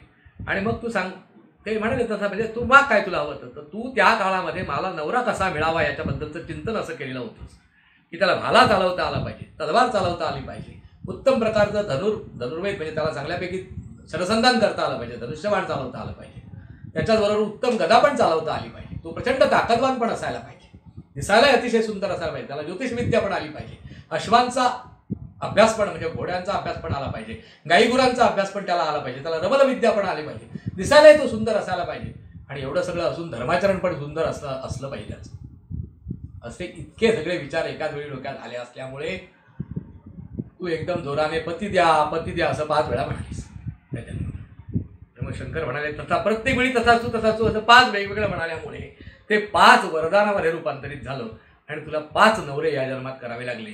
त्यातला भाला हवा असल्यामुळे युधिष्ठिर मिळाला आणि तो धर्माचरणी आहे, गदा युद्ध करणारा आणि अतिशय सांभाळ करणारा, बायकोचं सगळं ऐकणारा, बायकोवरती मनापासून म्हणजे प्रेम करणारा असा हवा आडदाण म्हणून तुला भीम मिळाला. जो उत्तम प्रकारचं शरसंधान करू शकतो अशा प्रकारचा भगवत भक्त हवा म्हणून तो अर्जुन मिळाला तुला. उत्तम खड्ग चालवता येणारा असायला पाहिजे, दिसायला सुंदर असायला पाहिजे म्हणून नकुल मिळाला. रमणविद्या आली आणि अश्व योजना पण ज्याला अश्व पण अभ्यास करता म्हणून नकुल मिळाला. गोशाळेचा अभ्यास किंवा गाईंचा अभ्यास उत्तम प्रकारे करता आला पाहिजे, तलवार चालवता आली पाहिजे, असं वगैरे सगळं तुझं ज्योतिषविद्या आली पाहिजे, रमणविद्या. त्यामुळे सहदेव अशा प्रकारे तुला हे 5 नवरे मिळाले असं सगळं झालं. आणि तू जे हे सगळं मिळालं तुला चांगलं आणि म्हणून तुझा जन्मसुद्धा झाला तो अयोनी संभव. अशा प्रकारे द्रुपदाच्या यज्ञातून तू प्रत्यक्ष जन्माला आलीस. याचं जे खरं असलं तरी जो पुरुषोत्तमाचा केलेला अपमान होता तो काही तुझा पूर्ण झाला नाही आणि म्हणून तुला अपमानित व्हावं लागलं वस्त्रहरणाच्या प्रसंगाच्या निमित्ताने. पण त्याही वेळी तू पुरुषोत्तमाचा म्हणजे माझा धावा केल्यामुळे त्याच्यातून मुक्त झालीस. तर आता येणाऱ्या पुरुषोत्तम मासामध्ये तू असं व्रतवैकल्य जर केलंस तर तू याच्यातून नक्कीच मुक्त पावशील. अशा प्रकारचं भगवान श्रीकृष्णांनी तिला माहिती सांगितली. तर द्रौपदीने सहजच विचारलं की बाबा ठीक आहे, मी अशा प्रकारे व्रत केलं नाही किंवा काय, आणखीन काही अशी कथा आहे का तर मला एखादी सांग. कृष्ण भगवंत सहजच म्हणतात, गोदावरी नदीच्या तीरी सुदैव नावाचा एक चांगल्या आचरणाचा मनुष्य राहिला होता. त्याच्या पत्नीचं नाव होतं गौतमी. आणि या सुदैव आणि गौतमी यांच्या जीवनामध्ये असा एक प्रसंग घडला की बाकी सगळं चांगलं, गुणी होते, आचरण सगळं काही चांगलं, पण त्यांना मुलबाळ नाही ही त्यांची सुदैव आणि गौतमींची समस्या होती. गोदावरीच्या किनाऱ्यातली कथा आहे आणि ही कृष्ण भगवंत द्रौपदीला सांगतायत. हीच कथा अर्थात विष्णू भगवंत लक्ष्मीला सांगतायत, तीच नारदाला सांगतायत नारायण ऋषी, आणि अर्थातच इकडे नैमिषारण्यामध्ये सूत सांगतायत बाकीच्या ऋषीमुनीला, असं आपण बघतो. असो अशा प्रकारच्या कथेमध्ये हा सुदैव नावाचा मनुष्य आणि त्याची ही गौतमी नावाची पत्नी, तर आपल्याला संतान नाही म्हणून ते दुःखी, बाकी सगळं काही आहे म्हणून त्यांनी 12 वर्ष विष्णूची तपश्चर्या करून विष्णूला प्रसन्न करून घेतलं. आणि विष्णू जेव्हा साक्षात समोर उभे राहिले, गरुडावर बसून आलेले होते आणि समोर उभे राहिले विष्णू भगवंत, तेव्हा असा आता वर मागा असं सांगता क्षणी त्यांनी लगेच सांगितलं की आम्हाला संतती प्राप्त व्हावी अशी आमची इच्छा आहे. विष्णू भगवंत त्यांना म्हणाले की पुढचे 7 जन्म जे काही तुम्हाला प्राप्त होणार आहेत ते तुमच्या संचिताप्रमाणे त्याचा जर अभ्यास केला तर संचिताप्रमाणे एवढं पाप आहे किंवा एवढ्या सगळ्या गमतीदार गोष्टी आहेत की तुम्हाला संततीचा योगच नाही कुठल्या प्रकारे. आणि ते सगळं मोडून टाकून किंवा त्याच्यावरती सगळं मात करून मी तुम्हाला वरदान देऊ इच्छित नाही. तुमची दैवगती अशीच ठरवून ठेवलेली आहे मी स्वतःच. आता प्रारब्धात पण नाही, संचितात पण नाही आणि दैवगतीत नाही आणि ईश्वराची इच्छा नाही, असं जर चारही गोष्टी नसतील तर घटना घडणं शक्यच नाही. मग ह्यांची तोंड झाली वाकडी. आता करायचं काय? ज्याला आपण सर्वश्रेष्ठ म्हटला होता तो आपला विष्णू भगवंतच आम्हाला वरदान देत नाही. आणि ते बघितल्यानंतर गरुडाला मात्र एकदम दया आली. तो म्हणाले, ओ 12 वर्ष यांनी तपश्चर्या केली, तुम्ही प्रसन्न झाला, त्यांच्या प्रारब्धात नसलेलं आणण्याचे तुमच्या ताकद आहे, त्यांच्या संचितात नसलेलं घडवू शकता तुम्ही. हे कृष्ण आपले विष्णू भगवंत हसले आणि गरुडाला म्हणाले, तू दे ना वरदान, काय प्रश्न आहे. गरुडाच्या मनात आला की आपण वरदान द्यावं आणि गरुडाने वरदान दिलं की तुम्हाला नक्की म्हणाले संतती प्राप्त होईल, काय काळजीचं कारण नाही. असा आशीर्वाद देऊन गरुडाने अर्थात विष्णू भगवंत अदृश्य झाले, म्हणजे वैकुंठ लोके निघून गेले. आणि खरोखर त्यांना काही दिवसानंतर मुलगा झाला आणि त्याचं नाव त्यांनी शुकदेव अशा प्रकारचं ठेवलं. शुकदेव नावाचा ह्यांचा मुलगा, आणि तो लहानपणापासूनच अत्यंत चौकस हुशार असा प्रकारचा, प्रचंड एकपाठी, लगेच काय वडिलांनी सांगितलं की लगेच ह्याचं पाठच झालं. अशा प्रकारे तो एकपाठी बराबर सगळं शिकायला लागला. म्हणून 5व्याच वर्षी त्याची मुंज केली आणि त्यांच्या घराच्या जवळच राहणाऱ्या एका ऋषींच्याकडे त्यांना गुरु परंपरेने, त्याच्याकडे गुरु शिष्य परंपरेने गुरुकुलामध्ये शिकायला पाठवलं. गुरुकुलामध्ये शिकायला सुरुवात केलेली असताना तो मुलगा अगदी झटपट आत्मसात करायला लागला. नुसतं अध्ययन आणि पांडित्याचा काही कमतरताच नाही, विद्वत्ता भयंकर. असं करत असताना 11, 11.5, 12 वर्ष पूर्ण झाली आणि देवल नावाचे ते ऋषी आहेत, शांडिल्य ऋषींचे पुढचे वंशजामध्ये शांडिल्य असित दैवल, तर ते देवल नावाचे जे ऋषी आहेत ते त्या मार्गाने चाललेले असताना ते सहजच येतात तिथे. आणि योगायोगाने त्या दिवशी काही अनाध्याय वगैरे असेल, त्यामुळे विद्यार्थी त्या गुरुकुलातून यांच्या घरी आलेला होता, जवळच होतं गुरुकुल. तर शुकदेव आलेला असताना घरी आल्यानंतर मग सहजच काय ते स्वागत झालं देवल ऋषींचं. तर तुम्ही त्रिकाल ज्ञानी आहात, तेव्हा माझ्या मुलाचं जरा भविष्य सांगा. देवल ऋषीने आधीच सांगायला सुरुवात केली होती. अरे वा, त्याला का विद्वान जबरदस्त हुशार दिसतोय वगैरे वगैरे, सगळं इकडे तिकडची सगळी चर्चा झाली. खूप दीप्यमान आहेत, विद्वत्ता आहे, सगळ्या विद्येमध्ये चतुर आहे वगैरे वगैरे. तर यांना मनातून भीती होती, कारण काय विष्णू भगवंत तर म्हणाले होते 7 जन्मात तुमच्याकडे काय संततीचं शक्यत नाही, आणि असं असताना कसं काय हा मिळालेला आहे. तेव्हा त्यांना मनात धगधग होती. त्यांनी सहजच देवलांना विचारलं की ऋषी हो, याचं आयुष्य किती. देवल ऋषी म्हणाले, आयुष्य फक्त विचारू नये अशी परिस्थिती होती, पण काय करणार, नाईलाज असं म्हणाले, याचं आयुष्य पूर्ण फक्त 12 वर्ष आहे आणि आता ते त्याचं चालू आहे. 12 वर्ष चालू आहे आणि एवढंच त्याचं आयुष्य आहे असं म्हणतात. आणि यांच्या पाचावर धारण बसली, दोघे घाबरले. पण आता करणार काय, नेमका मृत्यूचा दिवस तर माहीत नाही. मुलगा आपला नेहमीप्रमाणे गुरुकुलात शिकायला गेला आणि एके दिवशी 12 वर्ष पूर्ण झाली आणि साधारण समाप्त व्हायला आली आणि तळ्यामध्ये सगळी मुलं पोहायला गेलेली असताना हाही मुलगा पोहायला गेला आणि त्यात बुडून गेला आणि तो प्रेत शवस्वरूप होऊन तिथे राहिला. धावत पळत सगळ्या लोकांनी येऊन सुदैव आणि त्यांना गौतमीनं ही माहिती सांगितली.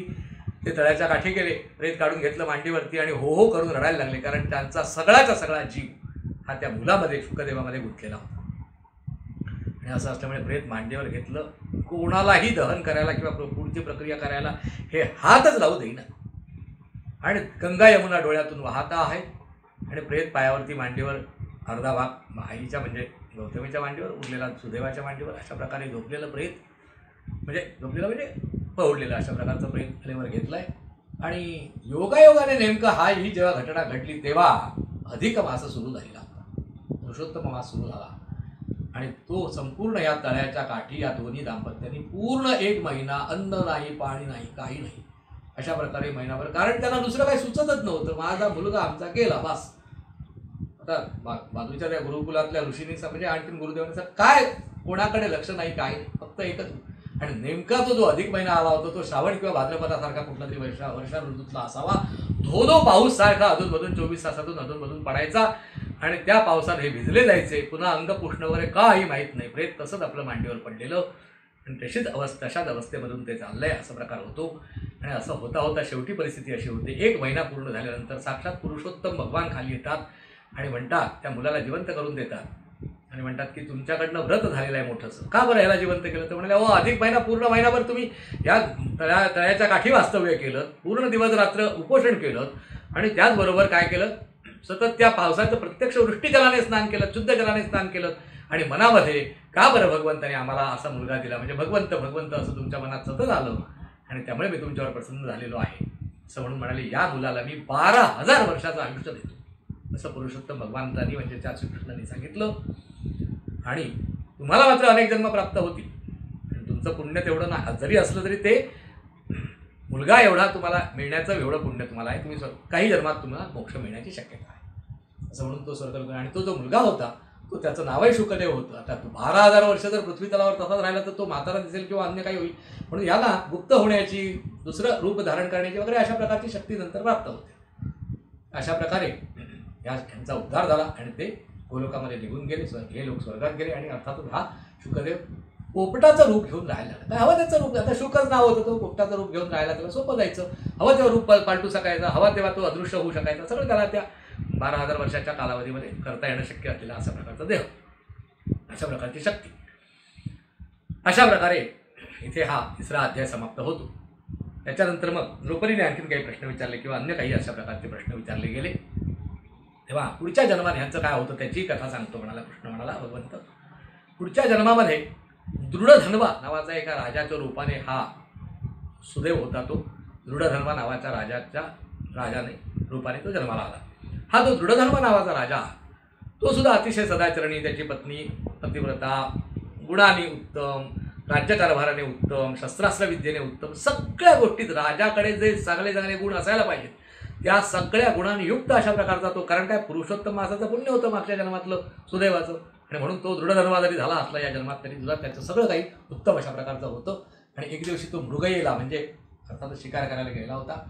शिकार करण्याच्या निमित्ताने हिंस्र पशु बरेचसे मारून झालेले होते. आणि त्याच्यानंतर तो जरा एखाद्या झाडाखाली असा जस थोडासा असा पहुडला होता. इतक्यात एक हरण जोराने धावून येतं तिकडे. तेव्हा त्या अंगावर येऊ नये म्हणून तो एक बाण मारतो.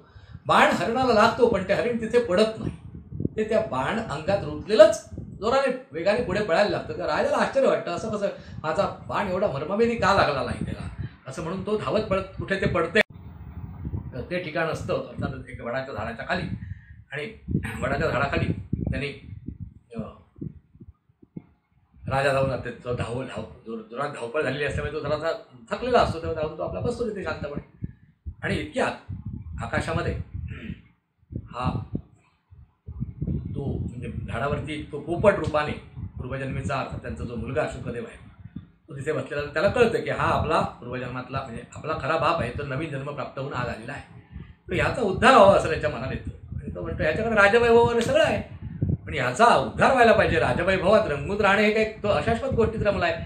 त्याला शाश्वत अशा भगवंताच्याबद्दलची ओढ लागावी, हे कशी होणार असं मनात चिंतन येतं. आणि तो मनुष्यवाणीने त्या वडाच्या झाडावरच असं एक वाक्य बोलतो की हा राजा नदी पार करून कसा जाणार. अशा प्रकारचा एक संस्कृत श्लोक म्हणतो, राजा नदी पार करून कसा जाणार. हे वाक्य कोण बरं बोललं म्हणून तो हळूच दृढधन्वा इकडे बघतो, तिकडे माणसाचा आवाज येत नाही, बघतो तर पोपट बोलतोय. आणि वरती असा झाडाकडे असं बघितल्यानंतर त्याच्या लक्षात अरे काय प्रकार आहे. आणि इतक्यात पोपट उडून गेला. त्याच्या मनात विचारायला काय प्रकार आहे, काय कळायला काय मार्ग नाही. सारखं दिवस रात्र एकच चिंतन, काय तो पोपट येऊन सांगून झालं नदी पार कसा करणार, ही कुठली नदी आणि कशाबद्दल हा बोलत होता आणि काय त्याचा अर्थच लागत नाही. त्यामुळे तो राज्यकारभारात लक्ष लागेना, कुठेच लक्ष लागेना. अशा प्रकारे अतिशय निराश अशा अवस्थेमध्ये हा राहिला कोण, दृढधन्वा नावाचा राजा. आणि अशा निराश अवस्थेत राहत असताना योगायोगाने एके दिवशी वाल्मिकी ऋषी त्या बाजूने जात असतात. आणि त्यांच्या लक्षात येतं की राज्यकारभारात काहीतरी गडबड दिसते दृढधन्वाच्या. आणि म्हणून तिथे येतात, स्वागत स्वागत वगैरे होतं सगळं. आणि दृढधन्वा तो म्हणाला आलात ते बरं झालं, तुम्हाला एक मी प्रश्न विचारतो की असं असं परवा घडलं की त्या दिवशी म्हणजे काही दिवसापूर्वी घडलं, वडाच्या झाडावरती एक पोपट होता आणि तो मनुष्यवाणीने बोलायला लागला, राजा नदी पार कसं करणार असं तो सांगायला लागला. म्हणाले ठीक आहे मग काय करायचं. मग त्याचा अर्थ म्हणाले अहो भवनदी पार करून तू कसा जाणार, भवरसागरातून भवनदी पार कशी करणार, अशा अर्थाने तो बोलला. आणि तो तुझा म्हणजे तू पूर्वजन्मात जो एक राजा होता, तो मनुष्य होता, त्याचा तो मुलगा आहे सुदेव नावाचा होता, तो तुझा मुलगा होता, तो तुला उद्धारण्यासाठी हे बोलत होता वगैरे माहिती सांगितली. आणि त्यासाठी तू पुरुषोत्तमाचं व्रत कर जे आता आहे ते असं त्याला वाल्मिकी ऋषीने सांगितलं. आणि त्याप्रमाणे त्याने संपूर्ण अशा प्रकारचं पुरुषोत्तमाचं व्रत केलं. आणि ते व्रत केल्यानंतर त्याला पुढची सद्गती मिळाली. आणि वाल्मिकी ऋषी हे शरयुती नदीच्या तीरे निघून जातात पुढच्या आपल्या कार्यासाठी. आणि हा जो दृढधन्वा राजा होता तो आयुष्यभर दृढधन्वा राजा अशा प्रकारे पुरुषोत्तमाचं व्रत करून आणि या जन्मी हे होऊन गोलोकामध्ये निघून गेला. आणि अर्थात 12,000 वर्षाचा कालावधी दिलेला होता शुकदेवाला, म्हणजे त्या पोपट रूपाने राहत असलेल्या त्या योग्याला. असो अशा प्रकारे जेव्हा झालं तर द्रौपदी सहजच विचारते अजून एखादी कथा मला काहीतरी सांगा. तर म्हणतात ठीक आहे, आणखीन एक कथा सांगतो. म्हणून कृष्ण आणखी कथा सांगायला सुरुवात करतो. तेव्हा तो म्हणतो, सुशर्मा नावाचा एक ब्राह्मण राहत होता. तो सरस्वती नदीच्या तीरी राहत होता. आणि त्या सुशर्मा नावाच्या ब्राह्मणाला फार मोठं काही व्रत करणं शक्य नव्हतं, कारण तो अतिशय गरीब होता. पण अतिशय आचरणाने सुशर्मा, म्हणजे सांगितल्याप्रमाणे अगदी उत्तम आचरणाचा होता. सगळे सद्गुण त्याच्यामध्ये होते, पण द्रव्य वगैरे भरपूर नाही. त्यामुळे आपल्याला जमेल एवढ्या प्रकारचा आपण अशा प्रकारचा पुरुषोत्तम मासाचं कार्य करावं असं त्याच्या मनात आलं. आणि त्याने एका विशिष्ट पुरुषोत्तम मासामध्ये सांगितल्याप्रमाणे ते पद्म म्हणजे ते कमळ तांदळाने काढायचं. त्याच्यामध्ये कलशावरती पूर्णपात्रावरती देवता वगैरे, आणि त्यांना नंदादीप म्हणून त्याने 2 दिवे लावून ठेवलेले होते. किंवा विशेष त्याच्याकडे तूपही जास्त अवेलेबल म्हणजे हे नव्हतं, उपलब्ध नव्हतं गाईचं तूप. त्याच्याकडे काय होतं, तो मग त्याने पर्याय, एखाद्याला समजा तूप नाही मिळालं तर काय वापरायचं, अर्थात तिळाच्या तेलाने दिवा लावायचा. त्याने तिळाच्या तेलाचा दिवा लावला आणि त्याच्यात आता ती पूर्ण महिनाभर नंदादीप चालावा म्हणून 7 पिळे असे करून 7 बाती लावून, म्हणजे कुठली तरी विजली तरी कुठली तरी दुसरी चालू राहील, अशा प्रकारे त्यांनी असे 7 बातींचा अशी योजना ह्याच्यामध्ये आपल्या समईमध्ये असते, ठारवाईमध्ये असते ना, 7 घरं तशी 7 ठिकाणी अशा प्रकारे ज्योत लावून ठेवलेली होती.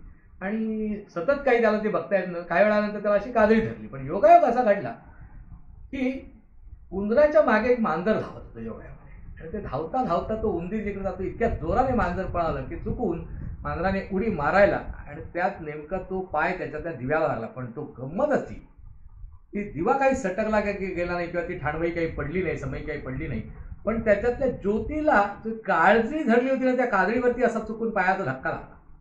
ती काजळी खाली पडल्याबरोबर ती ज्योत व्यवस्थित प्रज्वलित झाली. आश्चर्यकारक.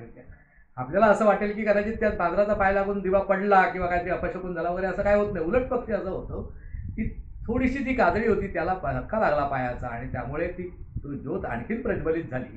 आणि अशी ती प्रज्वलित झालेल्या ज्योतीचा जो प्रकाश होता तो जोरदारपणे तिथे जे पुरुषोत्तम जे स्थापन केलेले होते त्याच्यावरती असा जोराचा प्रकाश पडला त्या ज्योतीमुळे. धक्क्यामुळे कदाचित बात पुढे पण सरकली असेल थोडीशी, नाही असं नाही. आणि असं पुण्य त्या मांजराला मिळाल्यामुळे मांजरात मृत्यू झाल्यानंतर ते गोलोकात निघून गेले. असं कृष्ण भगवंतांनी द्रौपदीला, म्हणजे चुकून जरी सेवा घडली पुरुषोत्तमाची तर ह्या दोन्ही बाबतीत चुकून घडलेली आहे. मगाशी प्रेत घेतलेल्याचं सुदैव आणि गौतमीच्या बाबतीत प्रेत पाया मांडीवर घेऊन शोकाने राहत दुःखात का असेल, पण चुकून घडलं तर त्याचं त्यांना पण फळ मिळालं. तर अशा प्रकारे मुद्दाम करा किंवा चुकून करा, पुरुषोत्तम मासामध्ये जर काही सत्कर्म अशा प्रकारची केली गेली तर त्याचं नक्कीच चांगलं फळ मिळतं. अशा प्रकारचं विषय झाला. आणि इथे अर्थातच 4था अध्याय समाप्त झाला. कशाचा, आपल्या या पुरुषोत्तम मासाचं रहस्य सांगण्याच्याबद्दलचं. आणि आता एकच अध्याय आपल्याला पुढचा बघायचा आहे. आपण हे सगळं पाहतोय काय आहे तर बृहन्नारदीय पद्माधार नावाचं जे उपपुराण आहे त्याच्यामध्ये दिलेली पुरुषोत्तम मासाची ही कथा मी आपल्याला सांगतोय. आणि अर्थात द्रौपदीचं समाधान झालेलं आहे. पण इकडे ते लक्ष्मी आणि विष्णू जे आहेत इकडे वैकुंठामध्ये, लक्ष्मी म्हणते की बाबा भगवंता, हे विष्णू भगवंता, तू हे सगळं सांगितलं सगळं ठीक आहे, पण हे महिनाभर करायला पाहिजे, 3 दिवस करायला पाहिजे, कमीत कमी 1 दिवस तरी करायला पाहिजे, त्यासाठी पूर्ण उपोषण, नक्तव्रत, हे सगळं तू काय सांगतेस. यातलं समजा काही माणसं अशक्त असतील, काही स्त्रिया गरोदर आहेत म्हणा, किंवा त्या अगदी बाळंतीण आहे, असं काहीतरी प्रत्येक व्यक्तीला, वृद्ध असलेली माणसं आहेत, आजारी असलेली माणसं आहेत, छोटी असलेली मुलं आहेत, त्यांना व्रत करायचं आहे, तर ते हे सगळं तुझं करणं शक्य नाही. त्यांनी किमान पक्षी काय करावं, असं काहीतरी किमान पक्ष थोडासा देतील काय एखादा, तर आम्हाला जरा ऐकून बरं वाटेल. कृष्ण भगवंतांनी सांगितलं, आपल्या विष्णू भगवंतांनी लक्ष्मीला सांगितलं ज्याला जे शक्य आहे त्याने तेवढं करावं. अगदी काहीच जमत नसेल तर काय करता येईल. तर मग त्याने सांगितलं की 5 अत्यंत महत्त्वाचे दिवस आहेत. म्हणजे प्रत्यक्षात ते 6 होतात, कारण तिथी एक त्याच्यात सांगितलेली आहे. ते 5 महत्त्वाचे दिवस आहेत, त्या दिवशी तरी काय ना काही थोडंफार करावं. संपूर्ण व्रत जरी अख्खच्या अख्खं जमलं नाही ते पूर्ण पुढचं काही ना काही, म्हणजे आता काय काय करता येईल ते माहिती थोडक्यात सांगितली. आणि ते 5 दिवस कुठले महत्त्वाचे ते ऐकून घेऊया. वैधृती योग, व्यतिपात नावाचा योग, पौर्णिमा, अमावास्या आणि द्वादशी ह्या तिथी. द्वादशी शुक्ल पक्षाची आणि कृष्ण पक्षाची अशा 2 वेळा येणार. पौर्णिमा एकदा येणार, अमावास्या एकदा येणार, एकदा वैधृती येणार, एकदा व्यतिपात येणार. ते थोडक्यात सांगायचं म्हणजे असं एकूण 30 दिवसाच्या सुमारे 30 दिवसाच्या कालावधीमध्ये 6 हे चांगले दिवस येणार आहे. तर यातल्या एखाद्या दिवशी, आता यातल्या प्रत्येक दिवशी काय करावं तर कमीत कमी वैधृतीचे देवता अर्थातच विष्णू आहे साक्षात, म्हणजे मीच आहे म्हणाले देवता. माझ्या नावाने काय ना काहीतरी जमेल तसं कर. कोणी विष्णू सहस्रनाम वाचलं, कोणी नमो भगवते वासुदेवाय असा जप केला, असं करायला हरकत नाही. संपूर्ण महिनाभर भागवत ऐकण्याचा कार्यक्रम, भागवतातली एखादी कथा ऐकली असं करता येईल. किती जरी अशक्त असलं तरी एखादी तर कथा ऐकता येईल की नाही, तर असं करता येण्यासारखं आहे. तर त्यातल्या त्या पौर्णिमेच्या दिवशी ब्रह्मदेवाच्या नावाने काय केलं तर ब्रह्मदेव हा पौर्णिमेचा देवता असल्यामुळे त्याला आनंद होतो.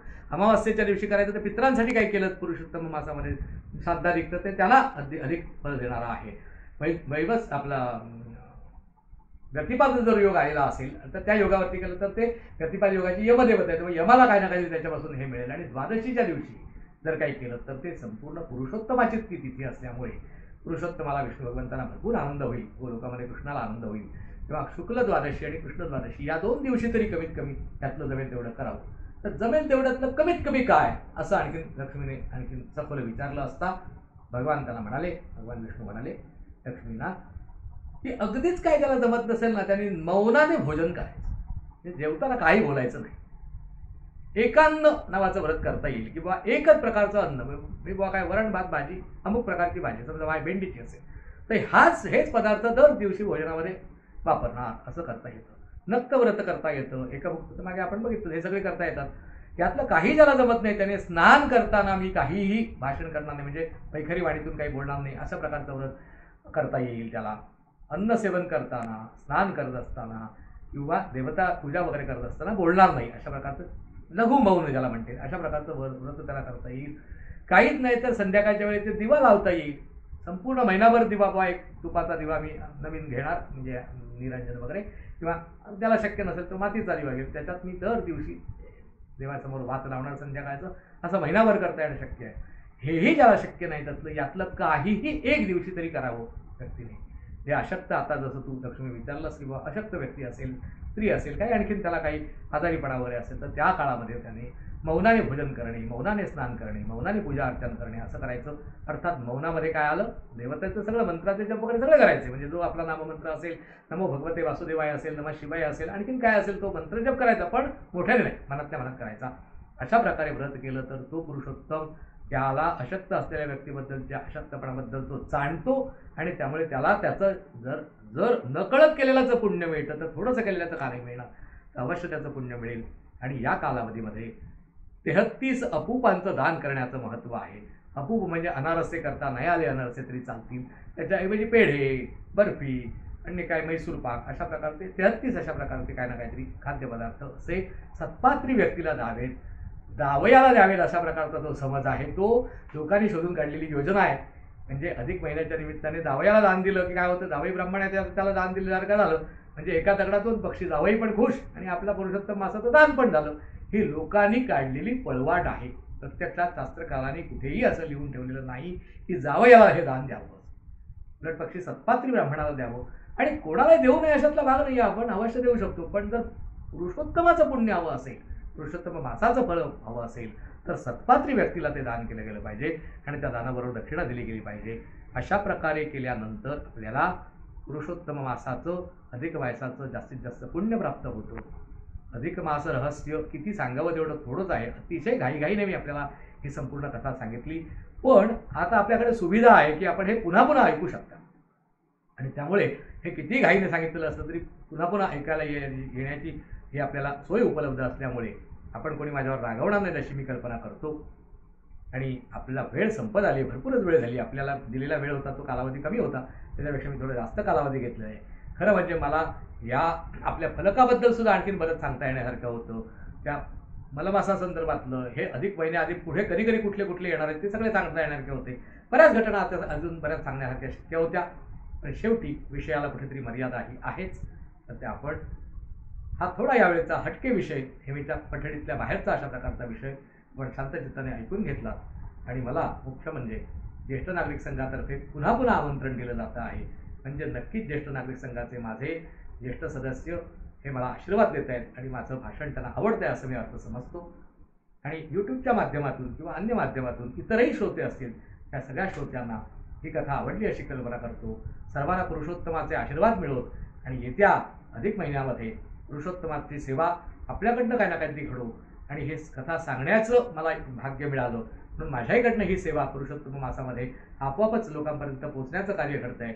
ही सगळी पुरुषोत्तमांची कृपा तुमच्या आमच्यावरती जोरदार हो अशी कल्पना करूया, अशी आशा करूया. सर्वांना नमस्कार करतो आणि आपण इथे थांबूया. धन्यवाद. नर्मदे हर.